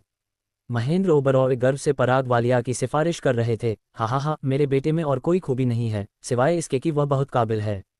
पिछले कुछ सालों से मेरे साथ रहने की वजह से उसने मुझे और ओबरॉय परिवार को बहुत सी परेशानियों से बचाया है, लेकिन वो अपने काम में इतना डूबा हुआ है कि उसे अपनी सेहत का ख्याल रखना ही नहीं आता। पापा, मैं जवान हूँ, इसलिए ज़्यादा मेहनत करना ही सही है। पराग वालिया मुस्कुराए और सम्मान से बोले, इसके अलावा मुझे और ज़्यादा मेहनत करनी होगी ताकि पापा को आसानी हो। एक बच्चे के तौर पर यह मेरा फ़र्ज़ है। जब सीईओज़ ने देखा कि पराग वालिया कितने आज्ञाकारी हैं तो वे सभी महेंद्र ओबरॉय की चापलूसी करने लगे। मिस्टर ओबरॉय इतने प्यारे बेटे के लिए कितने भाग्यशाली हैं, हम उनसे कितनी ही ईर्ष्या कर सकते हैं। प्रेसिडेंट ओबरॉय, आपको भविष्य में अपनी सारी संपत्ति पराग वालिया के नाम कर देनी चाहिए, वरना ये इस बच्चे के धर्म के साथ अन्याय होगा। ऋत्विक ओबरॉय उन्हें दूर से देख रहे थे, उनके होठों पर एक ठंडी मुस्कान थी। कितना पाखंडी! महेंद्र ओबरॉय पाखंडी हैं, और पराग वालिया भी। वे बाहरी लोगों के सामने अपने माता पिता के प्रति श्रद्धा और प्रेम का दिखावा करना पसंद करते हैं। ऋत्विक ओबरॉय खुश थे कि उन्हें अपने जैविक पिता महेंद्र ओबरॉय से कोई उम्मीद नहीं थी, वरना अगर वह उन्हें अभी देखते तो उन्हें बहुत दुख होता। दरअसल महेंद्र ओबरॉय और पराग वालिया दोनों ने ऋत्विक ओबरॉय को देखा था। ऋत्विक ओबरॉय के बगल में 4 छोटी बच्चियों को देखकर महेंद्र ओबरॉय के मन में भी कुछ शंकाएं उठीं। ऋत्विक ओबरॉय 4 बच्चों को क्यों लाए हैं? वे सब बिल्कुल उनके जैसे ही दिखते हैं। उफ़, उस बदतमीज़ ने तो अपने पिता को भी नहीं बताया कि वह शादी करने वाला है। वह और भी ज्यादा बदतमीज़ होता जा रहा है। हालांकि पराग वालिया भावशून्य रहे, मानो उनके आसपास हो रही हर चीज़ से उन्हें कोई सरोकार ही न हो। फिर भी उन्होंने नैना कुलकर्णी की ओर इशारा किया, जो किनारे पर कुछ दिखा रही थीं। उन्होंने मन ही मन सोचा, चूंकि ऋत्विक ओबरॉय फिर से यहाँ आ गए हैं, तो मुझे नैना कुलकर्णी को बुलाकर उन्हें एक झटका देना चाहिए। उस समय नैना कुलकर्णी दूसरों के साथ खुशी से बातें कर रही थीं। पराग वालिया के हाव भाव देखकर वह समझ गई और अपना वाइन ग्लास नीचे रख दिया। फिर उसने लिमिटेड एडिशन YSL हैंडबैग उठाया और शान से झूमते हुए ऋत्विक ओबरॉय की ओर बढ़ी। हालांकि ऋत्विक ओबरॉय इन लोगों के दिखावटी अभिनय से पहले ही बेहद थक चुके थे। बिना किसी हिचकिचाहट के उन्होंने अपने आसपास मौजूद प्यारी प्यारी बच्चियों का हाथ थामा और उस निजी कमरे की ओर चल पड़े जहां सायशा देवनानी थीं। जैसे ही वह आगे बढ़ रहे थे, अचानक ऊंची एड़ी के जूतों की कर्कश आवाज़ उनके कानों में पड़ी। अचानक आए आवाज़ ने उन्हें वहीं रोक दिया और धीरे से पीछे मुड़ने पर मजबूर कर दिया। तुरंत बाद उनकी नज़र नैना कुलकर्णी पर पड़ी, जो पहले से ही 25 साल की थीं। इस समय नैना कुलकर्णी ने चटक लाल रंग की स्ट्रैपलेस बॉडीकॉन ड्रेस पहनी हुई थी, जिसके किनारे पर एक हल्का सा स्लिट था, जिससे उनकी गोरी और पतली टांगें साफ दिखाई दे रही थीं। उन्होंने चमकदार हीरे जड़े, चमकदार ऊंची एड़ी के जूते पहने थे, जो निस्संदेह पराग वालिया द्वारा बनाए गए थे। हालांकि नैना कुलकर्णी का मेकअप अब 5 साल पहले के मुकाबले काफ़ी ज़्यादा हो गया है, और उनका कभी साफ सुथरा और खूबसूरत चेहरा अब प्लास्टिक सर्जरी के निशानों से ढंक गया है। उनकी मासूमियत अब नहीं रही, उसकी जगह असीम आकर्षण और आकर्षण ने ले ली है। उसी समय नैना कुलकर्णी भी चुपचाप ऋत्विक ओबरॉय को देख रही थीं। जब उन्होंने देखा कि ऋत्विक ओबरॉय अब भी पहले जैसे ही पुराने और घिसे पिटे रेडी पटरी वाले कपड़े पहने हुए हैं, तो उन्हें पराग वालिया द्वारा रूहान देवनानी द्वारा ऋत्विक ओबरॉय की मदद का जिक्र याद आ गया।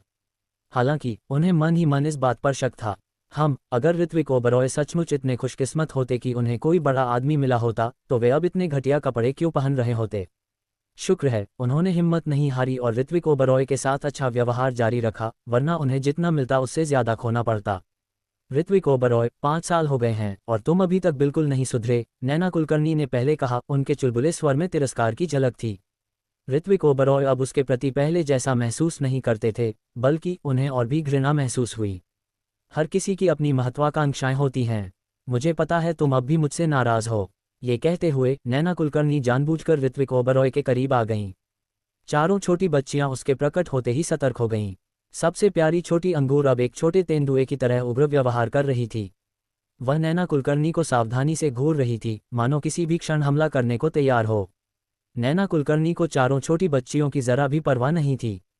इसके बजाय उसने अपने बालों को उछाला, फिर दोनों हाथों से अपनी छाती को सहलाया, जानबूझकर अपने सुडौल शरीर का इस्तेमाल ऋत्विक ओबरॉय को आकर्षित करने के लिए किया। ऋत्विक ओबरॉय उसके इरादों को भांप गए और उन्हें ये थोड़ा मज़ेदार लगा। नैना कुलकर्णी पहले जैसी ही रहीं, उन्हें लगता रहा कि नैना को उनकी खूबसूरती ही पसंद है। आछू! तभी चालाक छोटी लाडो अचानक छींकने लगी, फिर अपनी नाक भींची और ऋत्विक ओबरॉय से बोली, पापा, क्या तुम्हें इसकी गंध आ रही है? ऋत्विक ओबरॉय अचंभित रह गए, फिर उन्होंने छोटी लाडो को धीरे से देखा। तुम्हें क्या गंध आ रही है? बहुत बुरी गंध आ रही है, बहुत ही भयानक। छोटी लाडो ने नैना कुलकर्णी के पास आकर उल्टी करने का इशारा करते हुए कहा, आंटी, आप पर यह गंदगी बहुत भयानक है। मुझे लगता है आप बीमार हैं, आपको तुरंत अस्पताल जाना चाहिए। अपने पिता को परेशान करने वालों का मजाक उड़ा रही हो। देखते हैं वो अपने पिता के लिए कैसे जवाब देती हैं।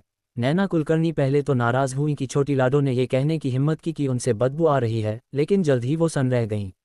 उन्होंने देखा कि चारों छोटी बच्चियां ऋत्विक ओबरॉय को पापा कह रही थीं। ऋत्विक ओबरॉय कब बाप बने? बच्चा तो बहुत सुंदर है। हालांकि नैना कुलकर्णी अब ऋत्विक ओबरॉय को पसंद नहीं करती, फिर भी उन्हें उम्मीद है कि ऋत्विक ओबरॉय उन्हें एक समर्पित प्रशंसक की तरह घूरते रहेंगे। भले ही ऋत्विक ओबरॉय अब उनके तलवे चाटना न चाहे, लेकिन जब तक नैना उन्हें शादी की इजाज़त नहीं देती तब तक वो दूसरी औरतें नहीं ढूंढ सकते। ऋत्विक ओबरॉय, तुम्हें क्या हो गया है? ये 4 कमीने कहाँ से ले आए? नैना कुलकर्णी की आवाज़ में तीखी आवाज़ थी। वो बहुत दुखी थीं। ऋत्विक ओबरॉय के चेहरे पर भी उदासी छा गई। अपनी ज़बान संभालो, ये कमीने नहीं हैं। कमीने नहीं। नैना कुलकर्णी और भी गुस्से में थीं। तो ये तुम्हारी शादी से हुआ बच्चा है। तुमने मुझे बताया क्यों नहीं कि तुमने शादी कर ली है? मैंने तुम्हें शादी करने दी।